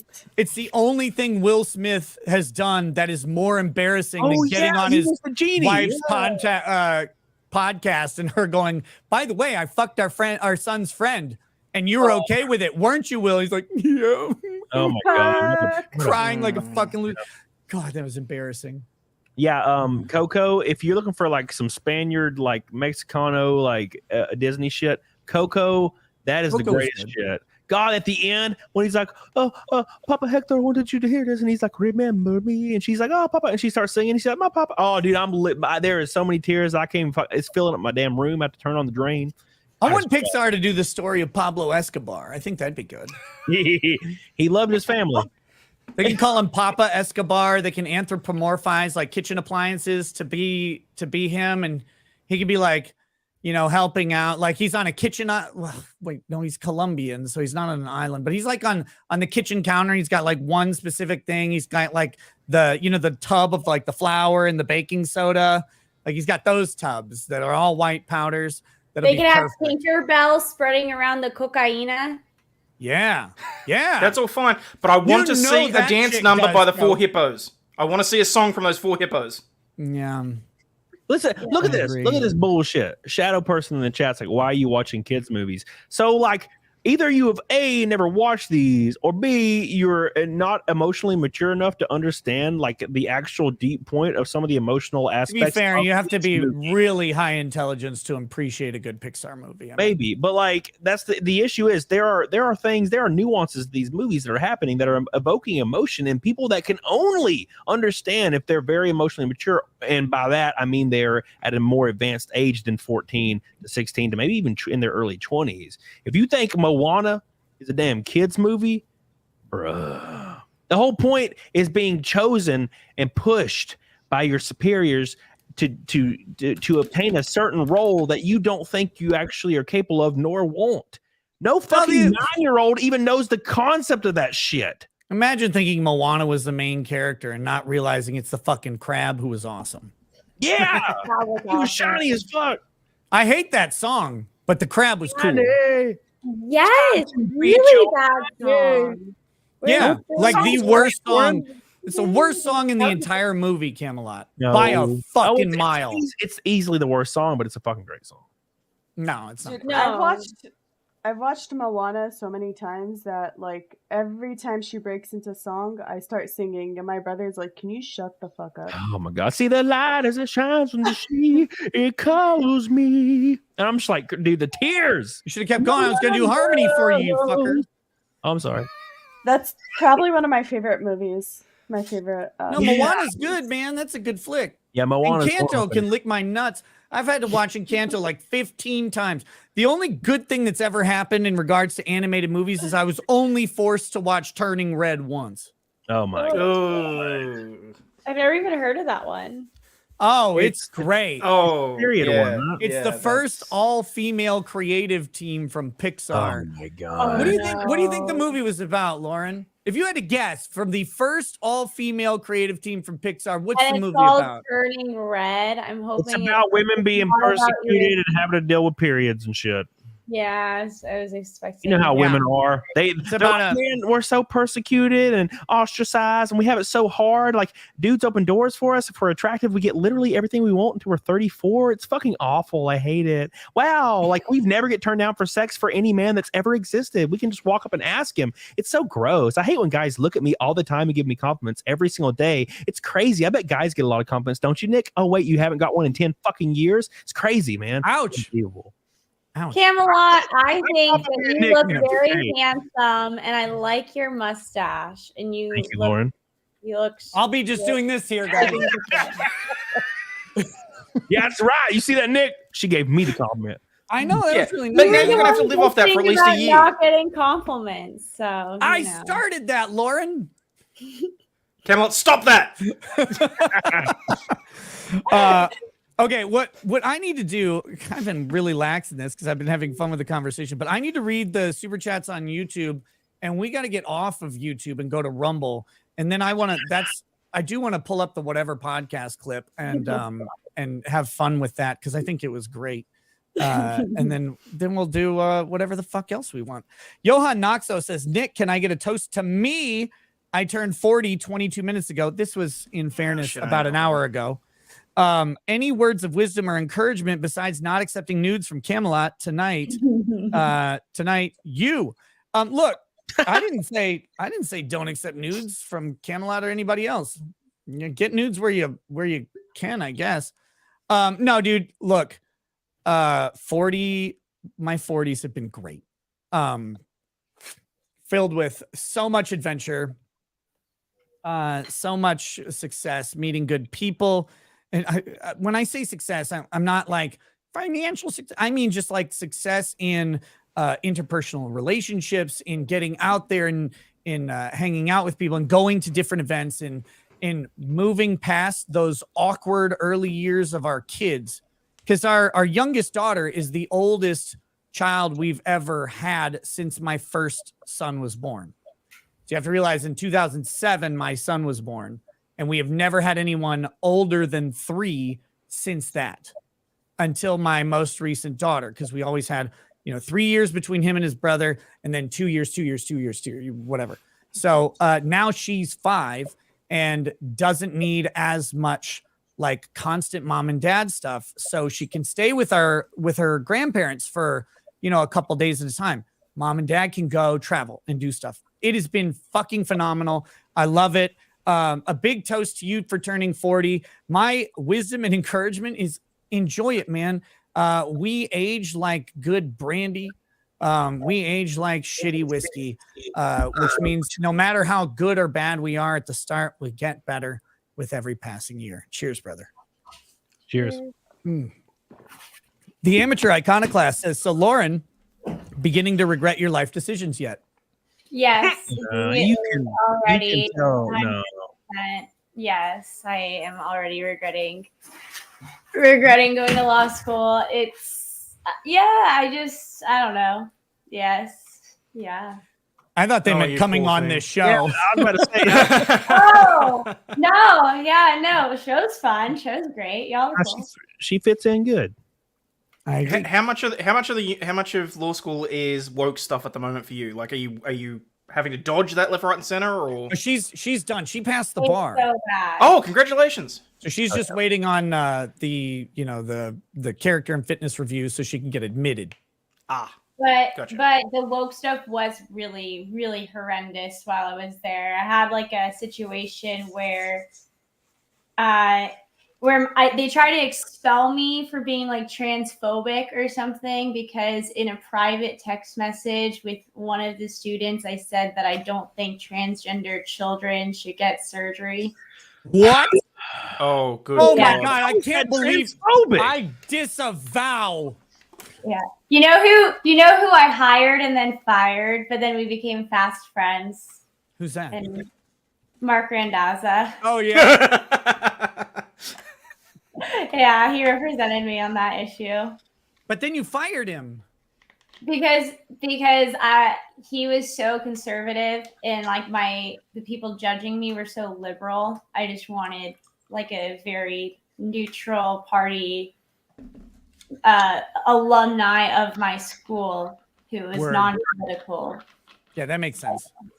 Yeah. Super V94 says, Jessica, you're so pretty. Nice to meet you, Lauren. That's and I my guess baby. Sorry. and I guess I will say Nick and Cody are very handsome too. Oh, thank you. Well, goddamn. Thank you. That's Man. 2 in one day, bro. Compliment. Not to compliment your looks, Nick, because I love Lady Rackets and I don't want to step on her toes. Oh, know? she doesn't care. No, dude, you should do it. Like, dude, 2 compliments in one day, dude. That's like when I get off here, I'm gonna last 20 seconds. I pull up my They're shit. long or short for you? That's that's pretty mid. Look, the compliments sustain us for months at a time. It's amazing. I how can't little wait we to need. meet her. Yeah, are you going to be at one of the events? Hell yeah, I'm coming to Matsuri, baby. Oh yes! Oh my God! Can't fucking wait. So I'm trying to get Chandler to come with us, but me and Flux are going to be bunking together. Cool. That's going to be fun. I'm gonna have my own room again. It's gonna be fun. If they We're gonna get have a fucking blast. If they I get think me, Jeff's coming in from Korea. Ooh, that's gonna be fun. Yeah, we're gonna have a good fucking time at Matsuri this year. There's a reason I'm coming in the week beforehand because I don't think I'm going to sleep for those 4 days. You probably not. I'll be drunk the whole time, just like I was last time. Trad Beardsman says mustaches are just half-assed attempts at a beard. Even though Camelot shaved, I still agree with him about Pearl. Dude, Trad Beardsman been giving me shit after I shaved for like a while now. Yeah, Some bitch. I mean, I guess. Wolfram says, what kind of evil magic is this? Aussie is right side up. Look, he's just the government's lacking.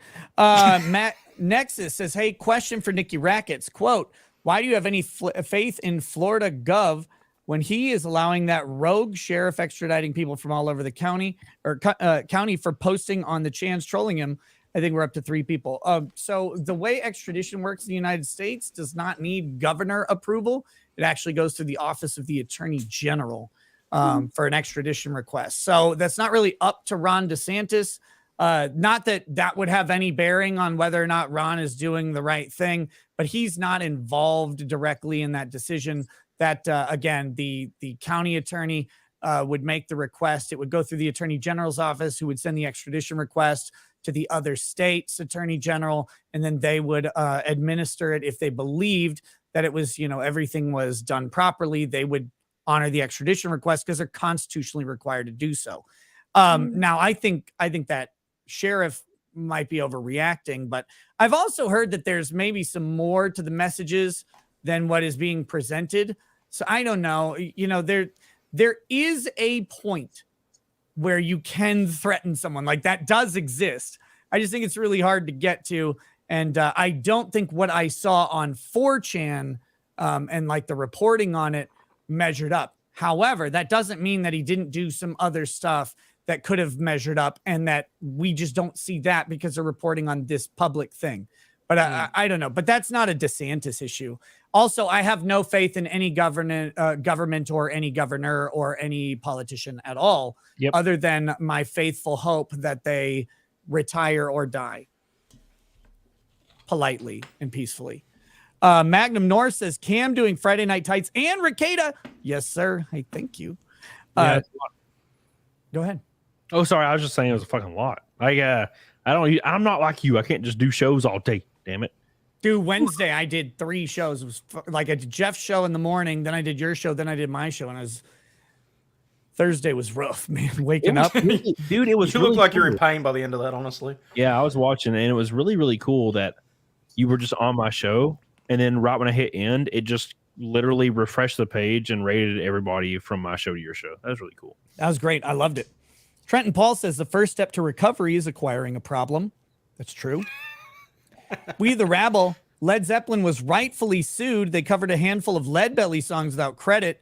They absolutely rocked them, but still, Hangman, wait a little while. Okay, I will wait a little while. Netcat Media. I spent 1.25 hours watching Matt Walsh's article about video games on my channel. Please come watch me get triggered by this absolute fucking special needs piece of refuse on Netcat Media. Both YouTube, and I think they also were going to say and Rumble, but it just says both YouTube. Dude, Matt Walsh is something.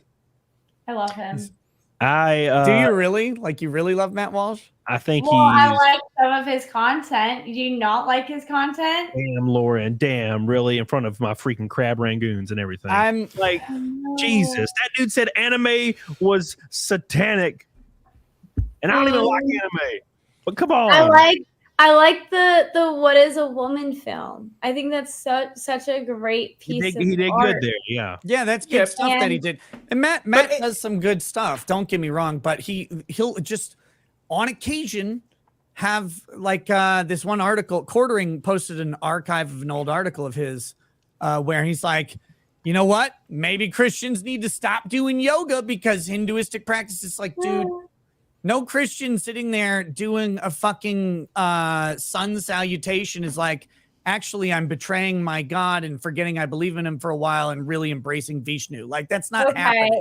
But to be fair to Matt, I was in a women's group, like a women's Christian group, and you weren't allowed to post any yoga in there because many of the women believed that was like ritualistic of another religion. So why would you practice another person's religion? And it's a violation of the Christian.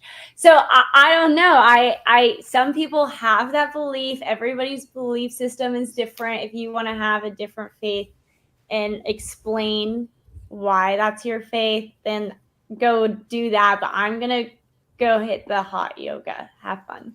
You know. Well, there you go. Yeah. And if people want to post yoga pictures, I am never stopping anybody. What the fuck is happening? Free the nipple. Oh shit! I just realized I don't have locals open. All I'm going to say is that if people want to sit around and consider whether or not downward facing dog makes you forget about God right up until the end, I kind of feel like that's a religious experience as well if you do it right. Look, if you're doing downward facing dog right, it's making you thank God for existence. Kinetic Shadow says, hey, Nick, can I get a toast for the kitten I adopted? His name is Fuji, and he was a stray, only 3.5 months old, but already based, lounging on my lap as I watch your stream and drink some Penelope. Penelope. Hopefully it's that barrel strength. That's the best one I've had so far. But yes, a toast to Fuji, little kitten who is very young in life, but very old in being a companion. Cheers to cats that don't suck, because they're the best cats that exist. One time you'll stay with me, Nick, and you'll meet my cats. My cat Sushi and my cat Butt Cheeks. They're so good. Such good cats. That's going to be wait. That's going to be you good. Named a pussy Butt Cheeks? Mm-hmm. Yeah, leave it alone. Oh, come on. Her name is Mrs. Butt Cheeks. Okay. I can't wait. I can't wait to see the rumors of when I come and stay at your place. That'll be great. Oh, dude, I got an entirely new gazebo, 16 by 12, that I put on my cement deck on my back. Do you know how many times we've had sex, Camelot? Are you even aware of how often this has occurred? The accurate or the rumor? Well, the rumor. Oh, that's probably 5. It's close to the accurate though. Well, no, it's a little low. Yeah. No, it's so fucking funny. It's like Nick and Camelot were in Vegas together. It's like, well, there was a lot of other people in Vegas too, and I don't recall having sex with any of them. Like, look, there was a lot of people. There's a lot of bodies, and my tongue may have hit a Nick's ass once or twice, and I didn't realize it because I was aiming for a different person, but I was tripping balls, so it didn't matter. Yeah, and every time he did it, I punched him right in his goddamn mouth. Just listed says, don't be gay, sing some Vicente Fernandez on this day of my people, And if you're looking to buy or sell real estate near the homeless in Sacramento, I'm not your guy. Otherwise, Instagram at My Placer County Home. For the record, it's Placer. Okay, My Placer County, because you can't fucking pronounce things in California. My Placer County Home. Our county's pronouns been in our name since the 1800s. Very good. Gross. Sally says, my youngest turns 18 in 24 hours and 15 minutes. Wish me luck in my next chapter in life. Started a YouTube channel 30 days ago. Still finding my way right now, focusing on gardening and fun hacks I've learned along the way. Thanks for being you at Talk with Sally on YouTube. So guys, check out Sally over on YouTube. Sally's super fucking cool. Wait, is that Sally from Locals? That's Sally from Locals. Yep. And yeah. got to meet her in Vegas. She's super fun, super cool. Go check her out. She's had a lot of life under her belt in a very short time, and has some wisdom to share with you guys. Okay. You need to get her alone, bro. Avocado Cookie says, Lauren, Grace Thorpe is in an incestuous relationship with her dad. Destiny covered this after she flirted with him for an hour and a half. Clout shark. So yeah, Grace was Grace so Grace is the daughter of the family that I was trying to bring onto Law and Order, and the dad, and at first it was like, it just seemed like a dad and a mom having an argument, and I was like glad that they wanted to take it to Law and Order as opposed to real court, because that's what I would prefer, and then I looked into this family more, and that interview that he's talking about actually occurred after we had scheduled Law and Order, but I canceled it. But yeah, it turns out this dad, like, there's a lot of video of this dad flirting with his daughter, talking about how it's okay to flirt with 5 to 9-year-old girls, and how like he says really absurd things like this, and then actually flirting, because so there's like I call it like grandpa syndrome, right? Where they like pinch a little girl's cheeks and like, oh, you're so cute. I bet the boys can't stay away. Like, I don't see that as like a flirt comment. I guess it could be delivered grossly, but just in general, it's like, oh, you're just this cute little thing or whatever. But like, is he actually flirting? Like, what the fuck does that even look like? Yeah, like he says it's like the grandpa style. He tries to make it out, but then the more he talks about it, the more it's just kind of like a gut feeling. Gut feelings about it. And then beyond that, it turns out they really do take each other to court. For instance, the daughter provoked the son the other day, and then he kind of swatted at her because he's in crutches, and he swatted at her with the crutches. That he went to prison, because she called the cops on him for assault and battery. So now he's in prison. He bailed out. And then the following day, there was like another assault and battery. And then there's video of the daughter. Sorry, my dog is like pawing at the door. He's out. It's so annoying right now. Yeah, I'm going to grab this little cutie and show him to the fucking camera so y'all can see what the distraction is. Oh, yeah. Look at that little bastard. A little pain in the ass. Hugo Ball. But yeah, no, it's gotten so messy. I really think the father is like trying to have, I don't know. It's just a messy thing. And I got mad at one girl for making fun of the daughter for it, but I think the daughter's been trying to use this to grow on YouTube, and it's been successful. She got like 1,000 followers in like a day. So, it's what she wants. But go check her out, Grace Thorpe. Help her reach 2,000 followers in the next 5 minutes, and she'll lick her panties on screen for you if you ask nicely. I want her to lick my panties. Yeah, like so that's why I canceled Law and Order, because it was just like, it was way too messy. And then also I was supposed to be doing like a she said she wanted me to help kind of mentor her. And I saw some of the effed up stuff she was doing. So I was trying to help her. But then I realized she wanted her life to be a mess on purpose for the clicks. And so I was like, if you're licking your own panties on stream, something's a little fucked up right with that. That's A just little? weird. it's just sad that she's 20. She's a 20-year-old girl. And this is so like, this is going to be following her for the rest of her life. And her father is like in the comment section, you know, as she's doing this. Oh, no. Yes. You know what I mean? It's just very That's bad. Yeah, it's like when those touch. it's like when those chicks post on Twitter and they're like, just saw my dad as my biggest supporter on OnlyFans or whatever. It's like, whoa, call the fucking police immediately. Yeah, that's bad because when you're 20, now look, I'm not a woman, but like when I was 20, I was dumb as fuck. And I feel like there's women out there that are 20 years old and they maybe by peer pressure or whatever, they're like, I'm going to do OnlyFans. I'm going to spread my asshole. I'm going to make a bunch of media around this. I'm going to do all this sexual shit. And that's fine, dude. Like, you know, get on it, doggone it. If that's your grift, I'm all for it. But I feel like a lot of these women, when they get to like 28 and 29 and they fully like develop like their maturity, their emotional maturity and all that shit, they're gonna be like, God damn, that sucks. Okay, wish I didn't do that. You know, like, now, and like no harm against it, but things like OnlyFans gives all these girls such an easy outlet to like explore that option.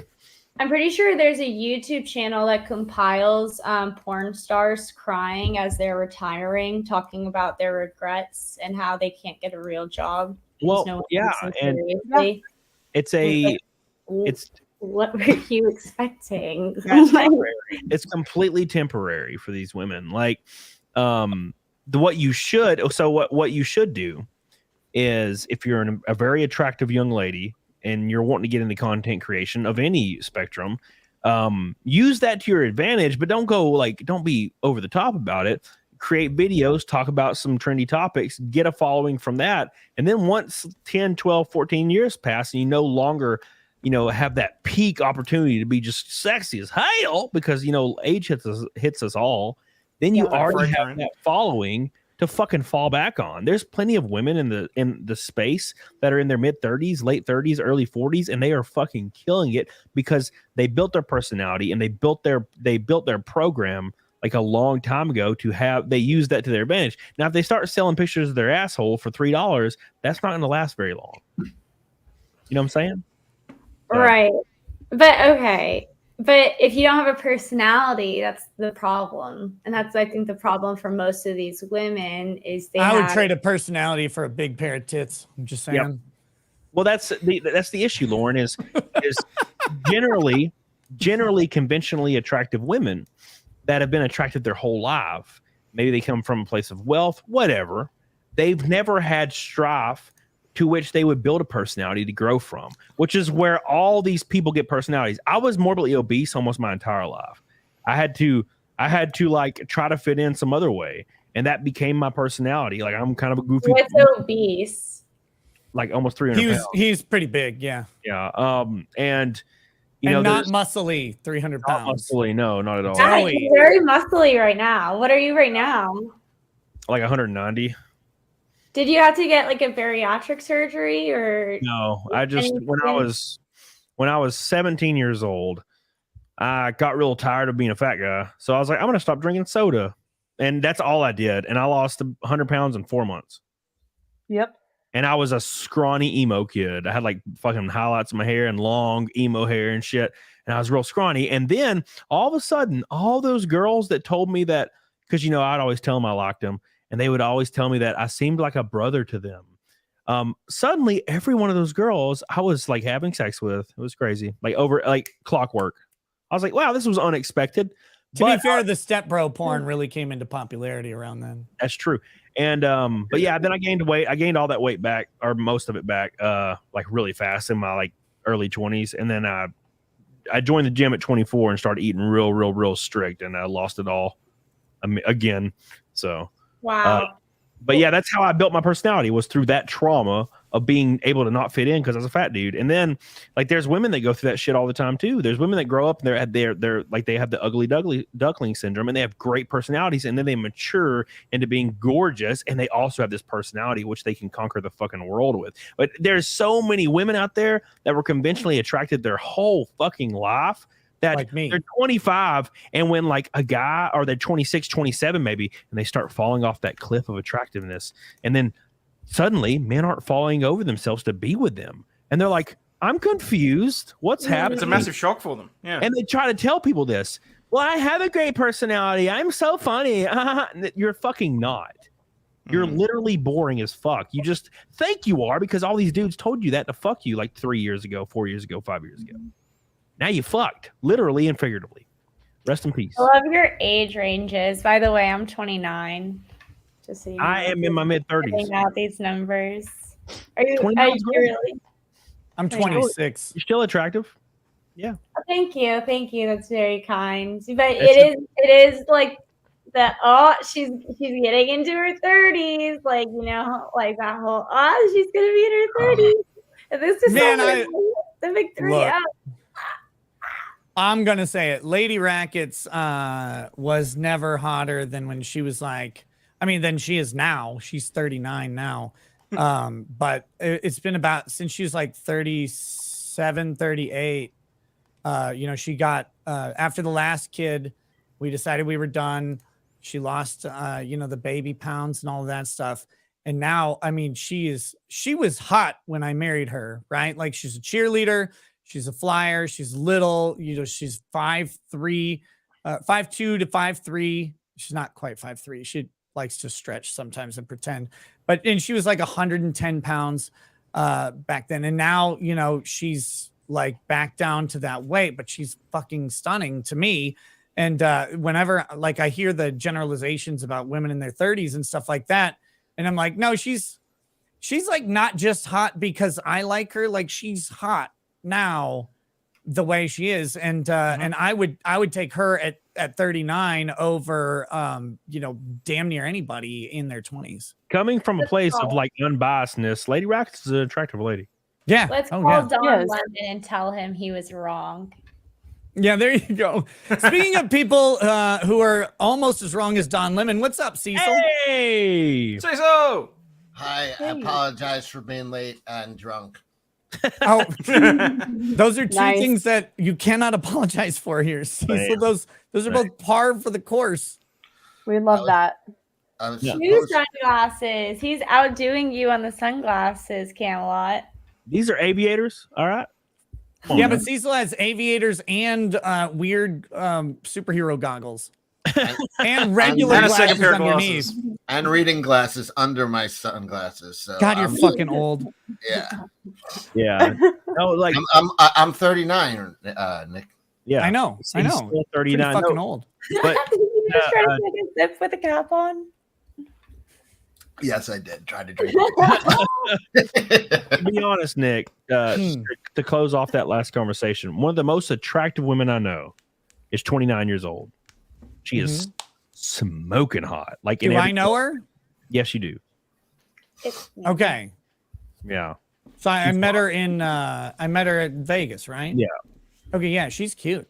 Yeah, and she's 29, and she looks great. Now, granted, I will throw this out there as a little bit of I have to like come back a little bit with the honest. I won't tell her. I'm gonna be like, look, Kim, I'll actually tell think her she to her looks good. fucking face. So, but no. No, you got to nag her. Be like, you could look better. Yeah. No, I know. Go ahead. I hooked up with this girl that was 24, like kind of recently, and like she disrobed, and there was like not a blemish or line or fucking wrinkle on her entire body. Had those two little dimples right above her ass cheeks, and I was like over here like this. How was her cock? I don't remember this. Oh my God, it's been a while. It's been like 2 years because every girl is always 27 to 29. Yeah, when her penis hit your tonsils, how'd you feel about that? That's my favorite part. But no, dude, it was wild. Who's this, Aussie? So this is Gina Stewart, because I want to make a point. As far as I'm concerned, age is a number if you put the effort in. This is literally the world's hottest grandma. I've been trying to get her on my show for a little while now. Oh my God. How old is she? She is 51. She's fucking banging. So pretty. I can see it. Okay. I can see She's it. good. Elizabeth Hurley Tight is smash. Elizabeth Hurley is still fucking hot too. Yeah, she's like 50. Not disagreeing with you. I personally, like, as I was saying, it's all about effort, is all I'm saying, ladies. If you get to the point where in your 30s and you feel like you're falling behind or whatever else, just put in the effort. And you too can look like this. Out here in Long Island, there's a lot of like women in their 40s that are just like, I don't know, yoga moms or tennis moms or whatever. They're like, their bodies are, you meet their daughters who are in college and they're like chubby, and like the moms in their 40s are hotter than the daughters in their 20s. I'm not even joking. Yeah. I'm not even joking. Like, it's, you see the mom, they're just like ridiculously in shape. Like, and then the daughters, and it's just like this dumpy, like the 20-year-olds are kind of dumpy, to be honest. I've noticed that. It's one of the weirdest things when I hear like the red pill guy community or whatever, the manosphere community, talking about how like, oh yeah, women hit the wall, like the wall comes for all or whatever. And it's like, I mean, kind of, but a lot of women do really fucking well. And a lot of women get, you know, if again, they get time back in their lives. And this is the thing. You've got women who are giving birth in their 20s and stuff like that. And that is ravaging to the body. And it takes a long time to kind of recover and reshape yourself from that, and a lot of work. So when you start to get women in their late 30s and early 40s who have had time to do that, you know, now maybe their husband makes enough money, the kids aren't needing their attention constantly, and then they kind of start, you know, and for, you know, they go, you know what, it's time to focus on me for a while because I've been focusing on these goddamn kids forever. They end up looking just, they look great, and it's such a weird fucking thing to see a bunch of dudes try and pretend that isn't true. Yeah, and doesn't happen. It's strange. You want to hear something fucked up that I usually I read a study on recently. So women that are in their teens or their 20s, maybe early 20s, when they have children, like you said, it fucks up their body pretty good, right? When women that are in their late 30s or 40s have children, it actually extends their lifespan because the natural occurrence of stem cells in their body can cure or alleviate most insane ailments that you don't even know about yet. It's fucking crazy. There can be a lady out there that's 40 years old and she has some kind of cancer developing and she gets pregnant and it fucking goes away. That's why women that are in their 30s, 40s, they tend to have a longer lifespan. Look, a bunch of 40-year-old women, Camelot will get you pregnant. He'll do it. I will save your life, baby, by filling you up like an oatmeal cream. He will give you life-saving therapy by putting a baby in you. He's been storing up stem cells just for you. Just for you. I wonder how many women would prefer death. It's like, no, there's a few Tinder girls. There's a few Tinder girls. But also these chicks, the chicks in their like late 30s and 40s, they didn't have body positivity bullshit in their head. They were like, fuck, I'm 10 pounds overweight. I'm a fucking blimp. I'm 20 pounds overweight. Like it fucking wears on them. So when they got the time and the kids are out of the house, they get back in shape. Like I said, their daughters who went to high school, like, 5-10 years, they're like, oh, by any healthy at any size, the 20-year-olds are getting fat as fuck. Yeah, the 40-year-olds don't have that. They've never got taught body positivity. MAGA, baby. Make anorexia great again. It is a different concept. Yes. Bring back purging. Everybody's got the binging part down. Dude, it's binge and purge, ladies. Yeah. Come on. You're supposed to vomit after that third bowl of spaghetti, bitch. I've had girls bring back girls. I've had girls that think they're bloating and they'll go to the gym for like 4 days in a row and do 45 minutes cardio. Like I know girls like that. And I also know girls like the girl I talked about earlier who takes mental health months. She takes mental health months where she eats freaking mac and cheese and Cheetos and shit and drinks wine all day and gains 45 pounds because it's for her mental health. Nah, bitch, you lazy. All right. You lazy as hell. Ain't nothing slicker than a chick with a pinched waist. Tell you what, god damn. Snafu says Jessica said to mod me. I don't think she did. I didn't say shit. Don't do it. Don't do it. Snafu. I'm not going to do it. That's one of my mods. Snafu, don't you dare use my name in vain like that. fuck you up. Brad Best says, thank you. You're welcome. Dysentery Joe, just doing a lot of drinking, a little bit of poker, and listening to this hilarious shit show that is Camelot, Nick and Camel Toe, Nick and Friends. Time for Unbreaded. We'll get there. Legal Vices says, beard and stash are people pleasers. Got to know what you're doing. Jay Liebgott says, Nick, please give your gayest and bestest mod a happy birthday toast at Chris Rowland. Oh, wait. No, wait. So Gay C. Goody's birthday. Well, is today C. Goody's birthday? No, Gay C. Goody. Chris Rowland. Oh, is he a mod? He's not a mod.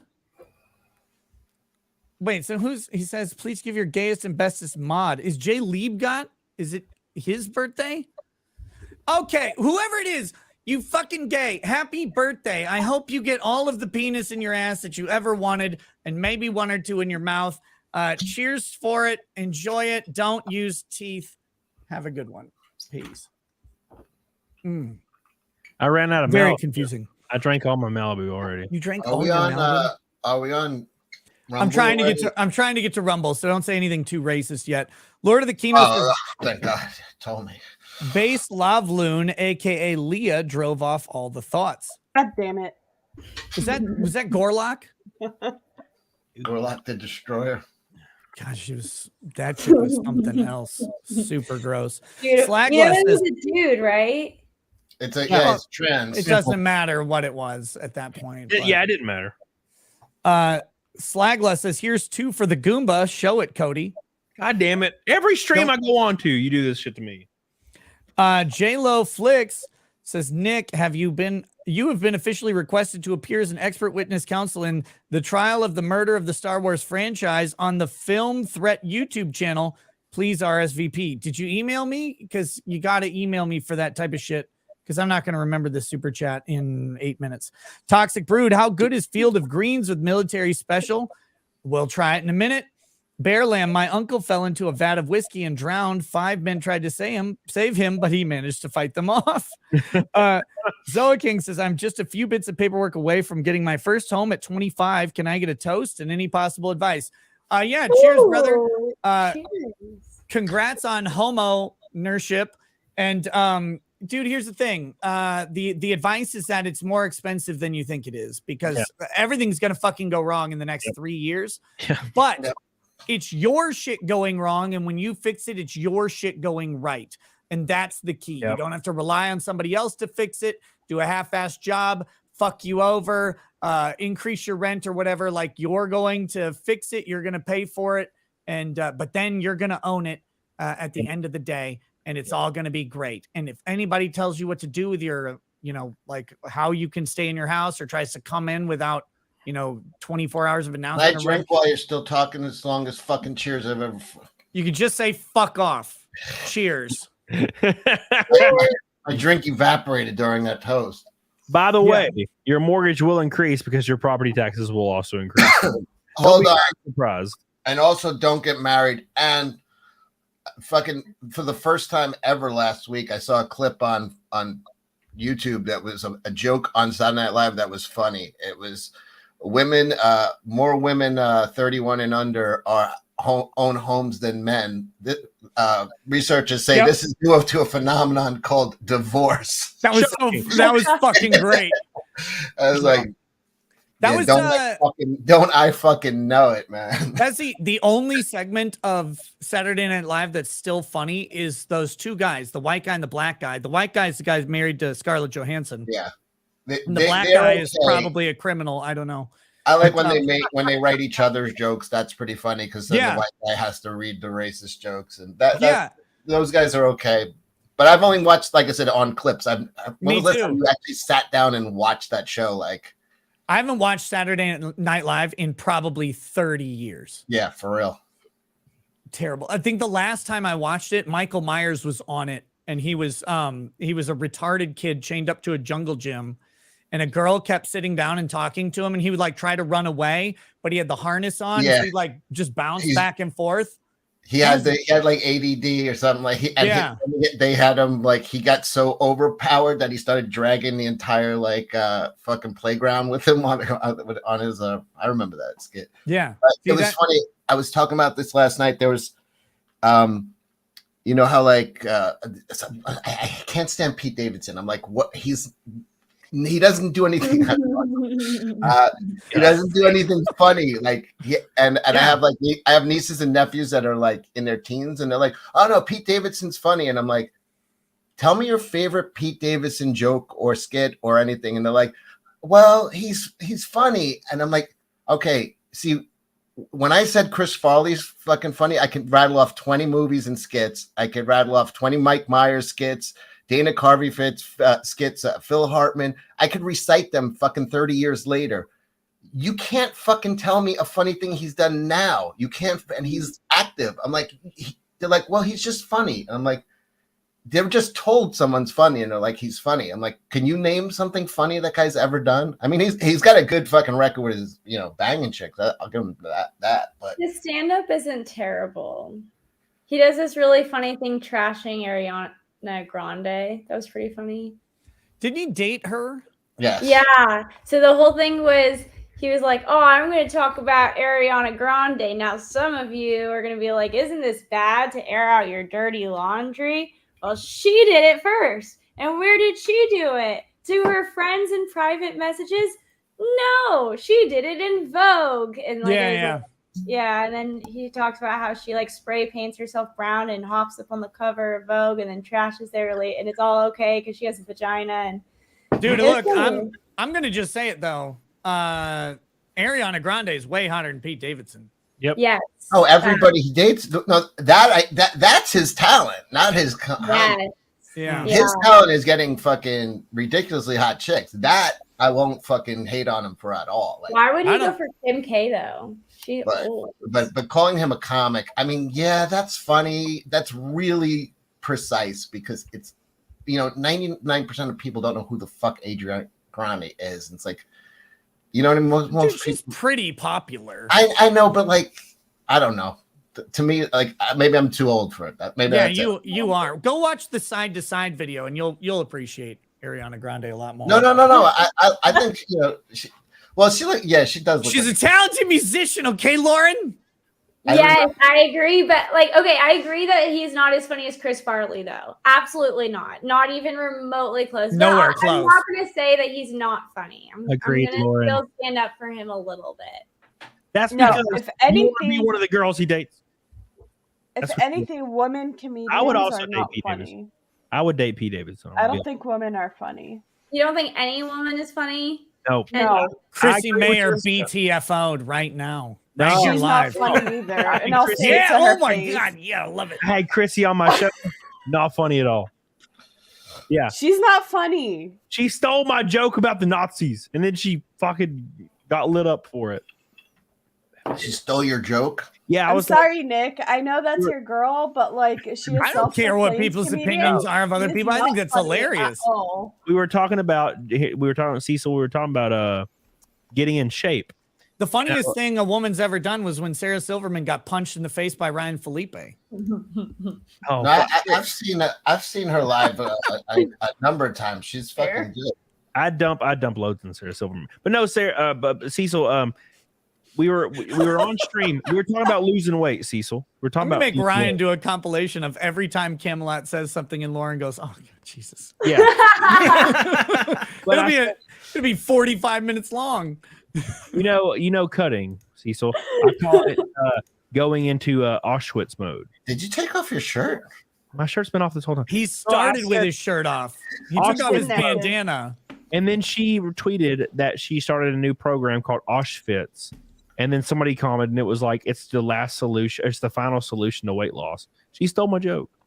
That's a good joke. And it was for me. You came up with Auschwitz? I came up with Auschwitz mode, which was cutting weight, and she turned it into Auschwitz. Yeah. She didn't steal your joke. She made it into a joke. Yeah, she made it into a joke. Plagiarism. Okay, 200 watts. Transformative. Camelot prefers his dancers dilating. It's true. What? It's true. Joe Cool says AI will soon pass the Turing test. ID Crisis says, does AI know what humor is? Asking for Spock. No, they do not. Grifty says, the Vanilla Ice case never went to court. They settled by letting him buy the rights to Under Pressure. Ian Mack, Aussie Trio was Axis of Awesome. The Axis of Evil was something quite different. That is true. I take that on the chin. I got that one wrong. What's her name says it's free. Jacob McQuaid says, hey, Nick and Lauren, just got my paralegal certificate. Any tips on getting work? Got some interviews, but been striking out lately. It's a big career shift for me at 29. It's a bit demoralizing. Look, if people ever ask me about becoming a paralegal, I'll typically advise against it, because if I were hiring a paralegal, I would not hire someone with like less than 10 years of experience. Your paralegal is going to be taking care of your schedules. They're going to be making sure that you have proper, that you're meeting any obligations you have for opposing counsel, for the court, stuff like that. They're going to be familiarizing themselves with the rules, all the shit that you don't want to deal with, formatting rules, local rules of the court around submissions, what needs to be done automatically in discovery. That's going to be your paralegal who does all of that. And if hiring a new one is really tough. So what you're probably going to be doing is looking to get into a large firm with a decent paralegal staff that you can learn under when they're dealing with tons and tons of cases. Look to a debt collection firm. Look to something that does a lot of transactional law and is also sufficiently large to absorb someone who has no experience in doing this and can use their experienced paralegals to train you. That's what I would suggest. But good luck, brother. So would you hire a paralegal? No. Would you hire a paraplegic? No. Okay. Well, it depends what I was hiring them for. I would do videos with a paraplegic. What kind of videos? Have you seen those skateboarding kickflip fails? Yeah, like that. So Like I'd be riding on their thighs, and I would try and flip them over in their wheelchair and land back on car accidents. Right. Have you seen those fake ass like TikToks and reels of women that are disabled and they're in wheelchairs and they're like thick as fuck? Like their legs are thick and juicy and they're Camelot. I don't know if I can express this to you, but TikTok knows each of us, and they know I like skinny legs. So if I see a disabled chick, those are genuine scrawny. That's what I'm saying. Bangers. You don't have fat legs when you can't walk. I don't have fat legs on my TikTok at all because I hate them. They're all just beautiful, skinny, tiny legs in bikinis. Okay.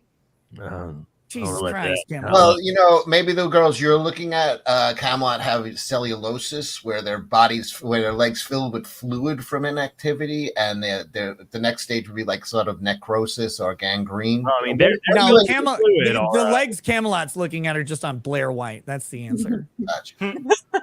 What do you like? A lot of this stuff is hot. Yeah, what do you put in your search bar on Pornhub? Because I think that's related to what your TikToks are. Artsy. Oh, God damn it. Thick thighs. Camelot's over here just watching X art over and over and over. Oh, dude, X art brilliant though. Just kidding. Fucking love X art. Just on Soulless Ginger says Camelot looks like a young Ron Jeremy. No, he doesn't. Like, don't do that. Like, look, we can make fun of my boy Ron Camelot. Jeremy bad like that. That's not fair. Ron Jeremy has never had a muscle in his entire life. Like, that dude is a fat grease ball. He looks like on the Village People. Ball? Did you see him do Wrecking Ball? Because that was one of my favorite things ever. I've seen that. Ron Jeremy did Wrecking Ball by Miley Cyrus. Yep. Yeah, he does his own version of it, and it's the funniest thing I've ever seen. It's the funniest thing on the internet. When the DA handed down all the rape charges, did they play that for him? Do you remember when Ron Jeremy was on like The Surreal Life? Like it was like a Real World ripoff with like a bunch of like D-list celebrities. And God, I want to get on one of those, don't you? So yeah, he was on that, and he was doing like the morning shows. And I had my friend's little sister was working at the morning show in New York, one of the morning shows in New York City, and she's like, "Oh, Ron Jeremy's coming." And I was like, "Oh, you should go get a fucking movie of his for him to sign while he's there. So she's like, I will. So she runs down to like fucking, DVDs, whatever the fuck, there's those stores and fucking, and she's like, the only thing I could find was Granny Fuckers, and it was him on the cover. And she goes, I put it in front of him for him to sign, and he looks down and he looks up. He's like, that was the worst day of my life, man.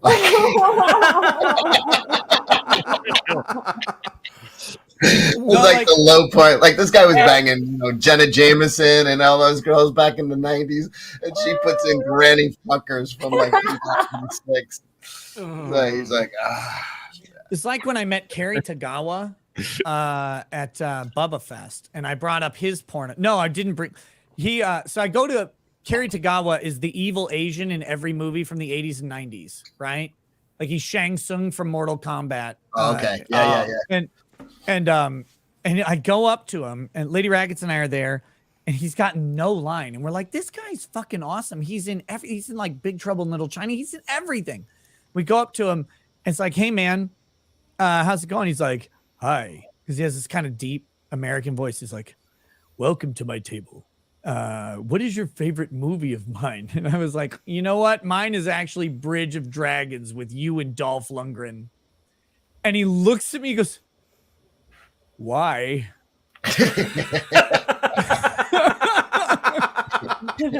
Like, because it's fucking great, man. I don't know. It's the stupidest movie I've ever seen in my life. It was so that's how I feel like that. No, Ron Jeremy has one impressive thing. I believe he is the guy to have the most subsequent sexually generated orgasms in 1 hour. And it was like 9 or something like that with 9 different women. That sounds painful. Yeah, I cannot imagine how much his fucking balls hurt the next day, but he did it. So props on him. Then he got charged with like 800 counts of rape or whatever. And it seems like he might have actually done it, which is even worse. So he has dementia now. Oh yeah, the dude's been gone forever. Probably all of the fucking drugs he was doing all the time, constantly. Justin Eisenhart says, "Love Lauren." Oh, hey, cool. Is Camelot drinking Malibu? He was. Lol, everyone fight milk on Rumble. No, the internet can't handle that much fight milk. Xander Dan says, "Get X-Ray Girl on so you can finally have an Asian girl on your show since you never had one on." She'll be on my show, I think next week. There you go. Legal Layman, going by Collins Street Bakery on my way to Matsuri this year. Taking orders for people going when I get there. Also, what's good about Legal Layman, brother? Guys, check out Legal Layman on YouTube and Rumble. He's a non-lawyer who's interested in legal topics and talking about them from a lay perspective. Go check out his channel. If you like what he's got to say, subscribe. Very, very simple. Also, if you're bringing cookies from Collins Street Bakery and you don't bring me some fucking pecan sandies, I'm gonna cry in your whiskey. John Yarber says, gonna ask, what is that? Okay, Collins Street Bakery is it's a bakery chain. It started as one bakery in Corsicana, Texas. Now they have like 6 locations throughout Texas, and it's shaped like a plantation building that owns slaves and hates black people. But they're famous for fruitcakes, right? Like they send fruitcakes all over the world. But the problem with fruitcakes is that they're fucking garbage. It doesn't matter how good of a fruitcake you have; they're all bad. No one's happy to get a fruitcake. It's like saying you've got the best of the STDs. It's still an STD. Yeah, it's like, who likes there? Somebody likes it? I got throat chlamydia. Yay! Fantastic. No, it's but that doesn't matter because they have, in my opinion, the best store-bought cookies you can get. And it's their sugar cookies. They are the ones I like. Are their sugar cookies and their pecan sandies, which are fucking delicious. They're soft. They're chewy. They're not this crispy bullshit. Have you guys had this crispy cookie trend where like you bite into it, it's just fucking dust, like you're biting into your dead cremated grandmother or something? And then it crumbles all over you. Yes, and it's like it's all over your those. It's all over your shirt. Awful. Your mouth is dry. You're like trying to wash it down with whatever's on it, like you're drinking motor oil or wine or whatever. You're like anything, and it's like no. I just want, like, the cookie I bite into should be soft and chewy and magnificent. And why can't you figure this fucking shit out? It's not even hard. God, I hate crispy cookies. That's what she said. We have some people in the chat who like fruitcakes. I apologize, but good. I didn't know we had a large contingent of the LGBTQ plus Yeah, community there's here. a lot but of I'm glad that we fruitcakes did. in your chat tonight. Yeah. Bitches, all of you. I've been John- trolling them back. I don't know if you've noticed. I've seen you post a couple things, but I haven't been reading them because I like get through your name, and then I'm like, I'm too drunk to read the rest. I'm starting to feel my drink, but I just poured myself another one because fuck it. I will do that haven't too. eaten since 12 o'clock this afternoon. So, let's see. When did I eat last? Well, I didn't wake up. Well, no, I got up at 11. Fucking hell. I meant to take a nap, but I didn't. But I haven't eaten since. I haven't eaten since about 1. Wait, it was 2 in the afternoon. I took my kids to lunch today. Lady Raggets went with her mom to go visit her nephew, her mom's grandson, right? A couple hours away. And she's like, oh, you have the kids for the day. And I was like, I guess. So I was like, kids, do you want to go to lunch? They're like, let's go to Pizza Ranch. I'm like, okay, cool. Pizza Ranch. I can eat fried chicken. I'm happy. But I haven't eaten since then. It was like 2:15. John Yarber says, Camelot. Looking like a dollar store donut operator. Love you, man. Jessica, white balance, or is it the corpse look? Love you all. I'm a white Cali girl. What do you want me to tell you? I'm just pale as fuck. I don't tan. I hear that. I don't tan. I fucking burn immediately. I tan so good. You shut your fucking stupid mouth. It's because I sit beside my pool like literally every day during my off days. You just sit around by your pool like some sort of fucking music video or whatever. Yeah. Do you need a roomie? Because like I don't have a pool and I would totally love one. It's wild. Like during the summer when my pool's open, there's just girls that just stay with me and just because my pool. It's wild. Those leeches. It's a long way from where you are, Jessica. Yeah, it's like a. It's okay. I'm sure it's cheaper cost of living than fucking It is. Cali. It is definitely cheaper cost. Let's see. I hate Matt it says, here. oh God, I could not live there. Matt says, yes, my evening reprise, but I think he means reprieve from emergency medicine. Do y'all have any general legal tips for paramedics to cover my ass? Dude, paramedics are almost entirely covered by Good Samaritan laws in the United States. Good Samaritan laws in the US protect people who try to help people, whereas Good Samaritan laws in Europe fuck people who try to help people. So be happy you're a paramedic in our system. You're the main general legal tips are just do your job to the standard of your job. So what other paramedics would do, make sure you do that. Keep up on your training, do the things that you're supposed to do. Taking like crazy risks and trying to pretend you're a surgeon and shit, that's what's going to get you in trouble. Kyan Rennell says, Lauren is like Jennifer Love Hewitt's mid-sister. Wow. You silver tongue devil, you. He's really pumping it up. What are you talking about? Lauren's super cute. What are you talking about? God damn it. Sonia Lizette. Jennifer Love Hewitt a lot, though. I do. I like Jennifer Love Hewitt because she invented vajazzling. Did she really? Mm-hmm. Vajazzling is gay. Have you seen her lately? Jessica, it doesn't matter. I don't care what gay. she looks like lately. It doesn't matter that it's gay and weird and stupid. The fact that she thought to hot glue rhinestones onto her pussy is the funniest thing that could have happened to Jennifer Love Hewitt. And I love that. I love that that's what she did. It's like, Sorry, you know what I'm gonna just do? speaking from a beautician's point of view. Like, How many vajazzles have you done for other women? I haven't, because I refuse to go anywhere near another woman's vagina. I'm strictly dickly, bro. It's a no-go, man. So you don't wax a canyon? Gotta have No. open. You don't laser the taco? Have them both. I like dick, bro. Like, it's awkward. Like, So wait, you wax They're penises grossed then? out. Do you do? Wait, you're a beautician. What do you mean you're a beautician? So what do you do, like with that? hair, makeup, waxing, eyelash extensions. Okay, so you'll hair. wax dudes' penises and No, balls? eyebrows. I wouldn't. That's one thing I wouldn't do, because sometimes guys will schedule appointments just to have a girl do that for them, and they end up jizzing while you're doing Wait, it. no, So come I'll on. pass. That's what I would do. That's the whole point. Wait a minute. No, You wouldn't wax Dude, it? No, I'm you're in getting Cali. you're getting your curlies ripped out by fucking wax and I'm in cloth. How do you Cali. fucking come from they that? don't even fucking Masochists. tip you well. Oh, God. Like, if you fucking tip me well, then okay, maybe I'll let you do that. But like, they don't even tip, so I'm not doing it. What about $27? Yeah, what's a good tip? I got you, fam. What's the price for a back sack and crack wax? Back sack and crack. You don't want to that's see my asshole, bro.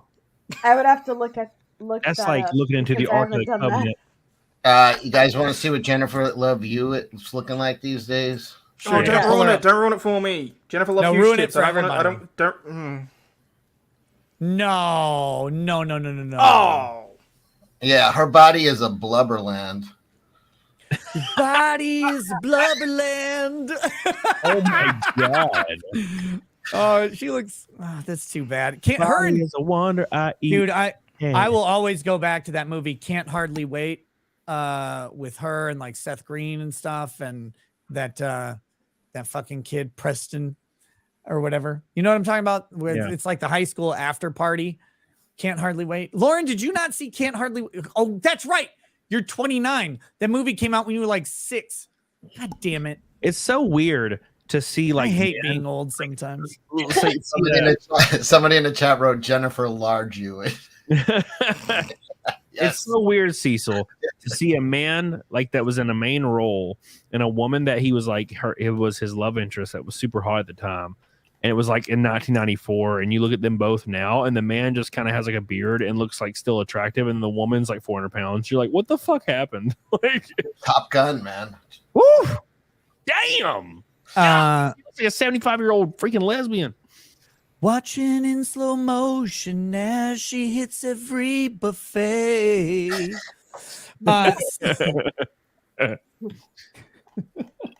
Take my sex away.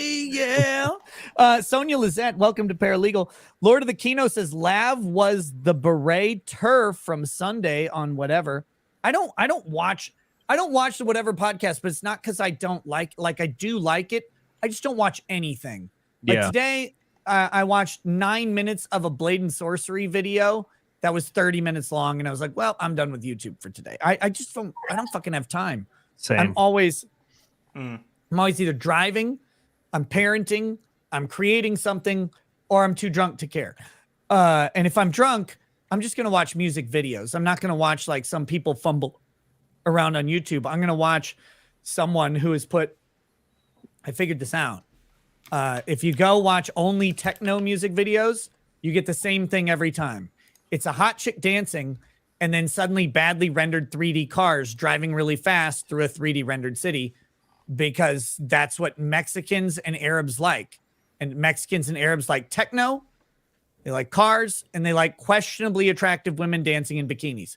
And look, I'm good with all those things. So that's what I end up watching, and that's what my recommended videos is. But it's really fucking weird.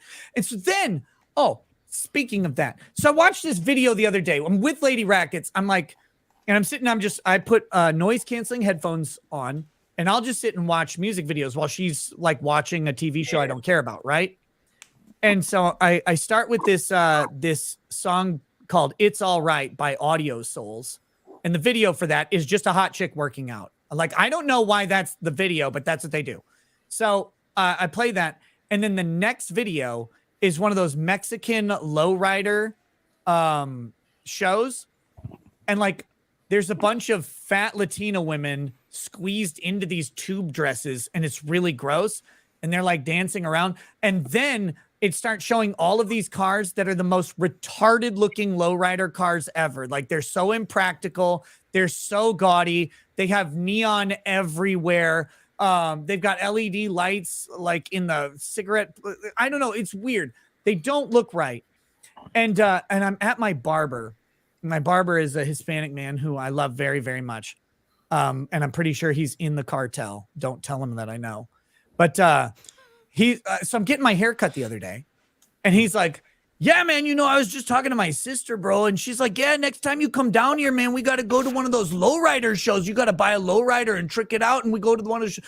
I'm like, God fucking damn, if you buy one of those lowriders, I will kill you. I'll kill you personally.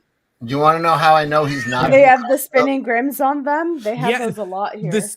The spinning rims, or they got literally like it's a lifted truck with like 40-inch fucking tires.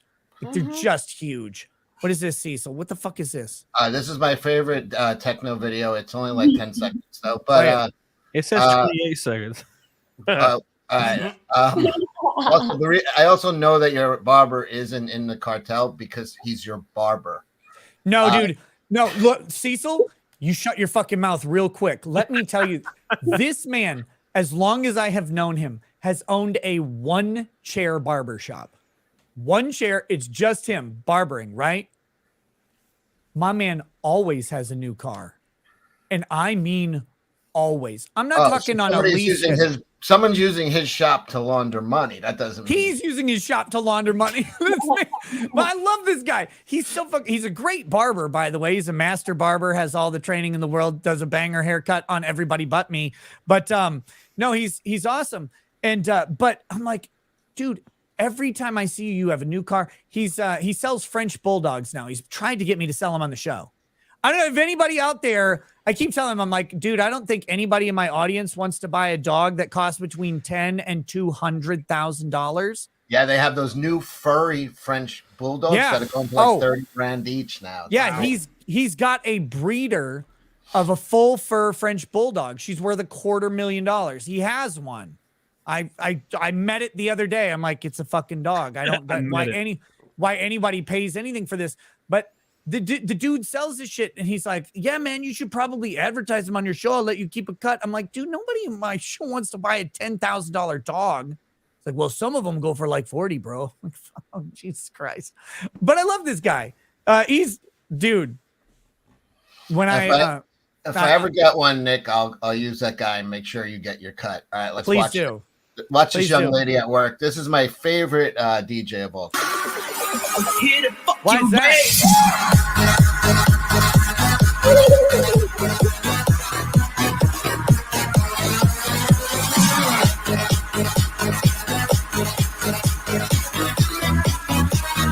Here to fuck you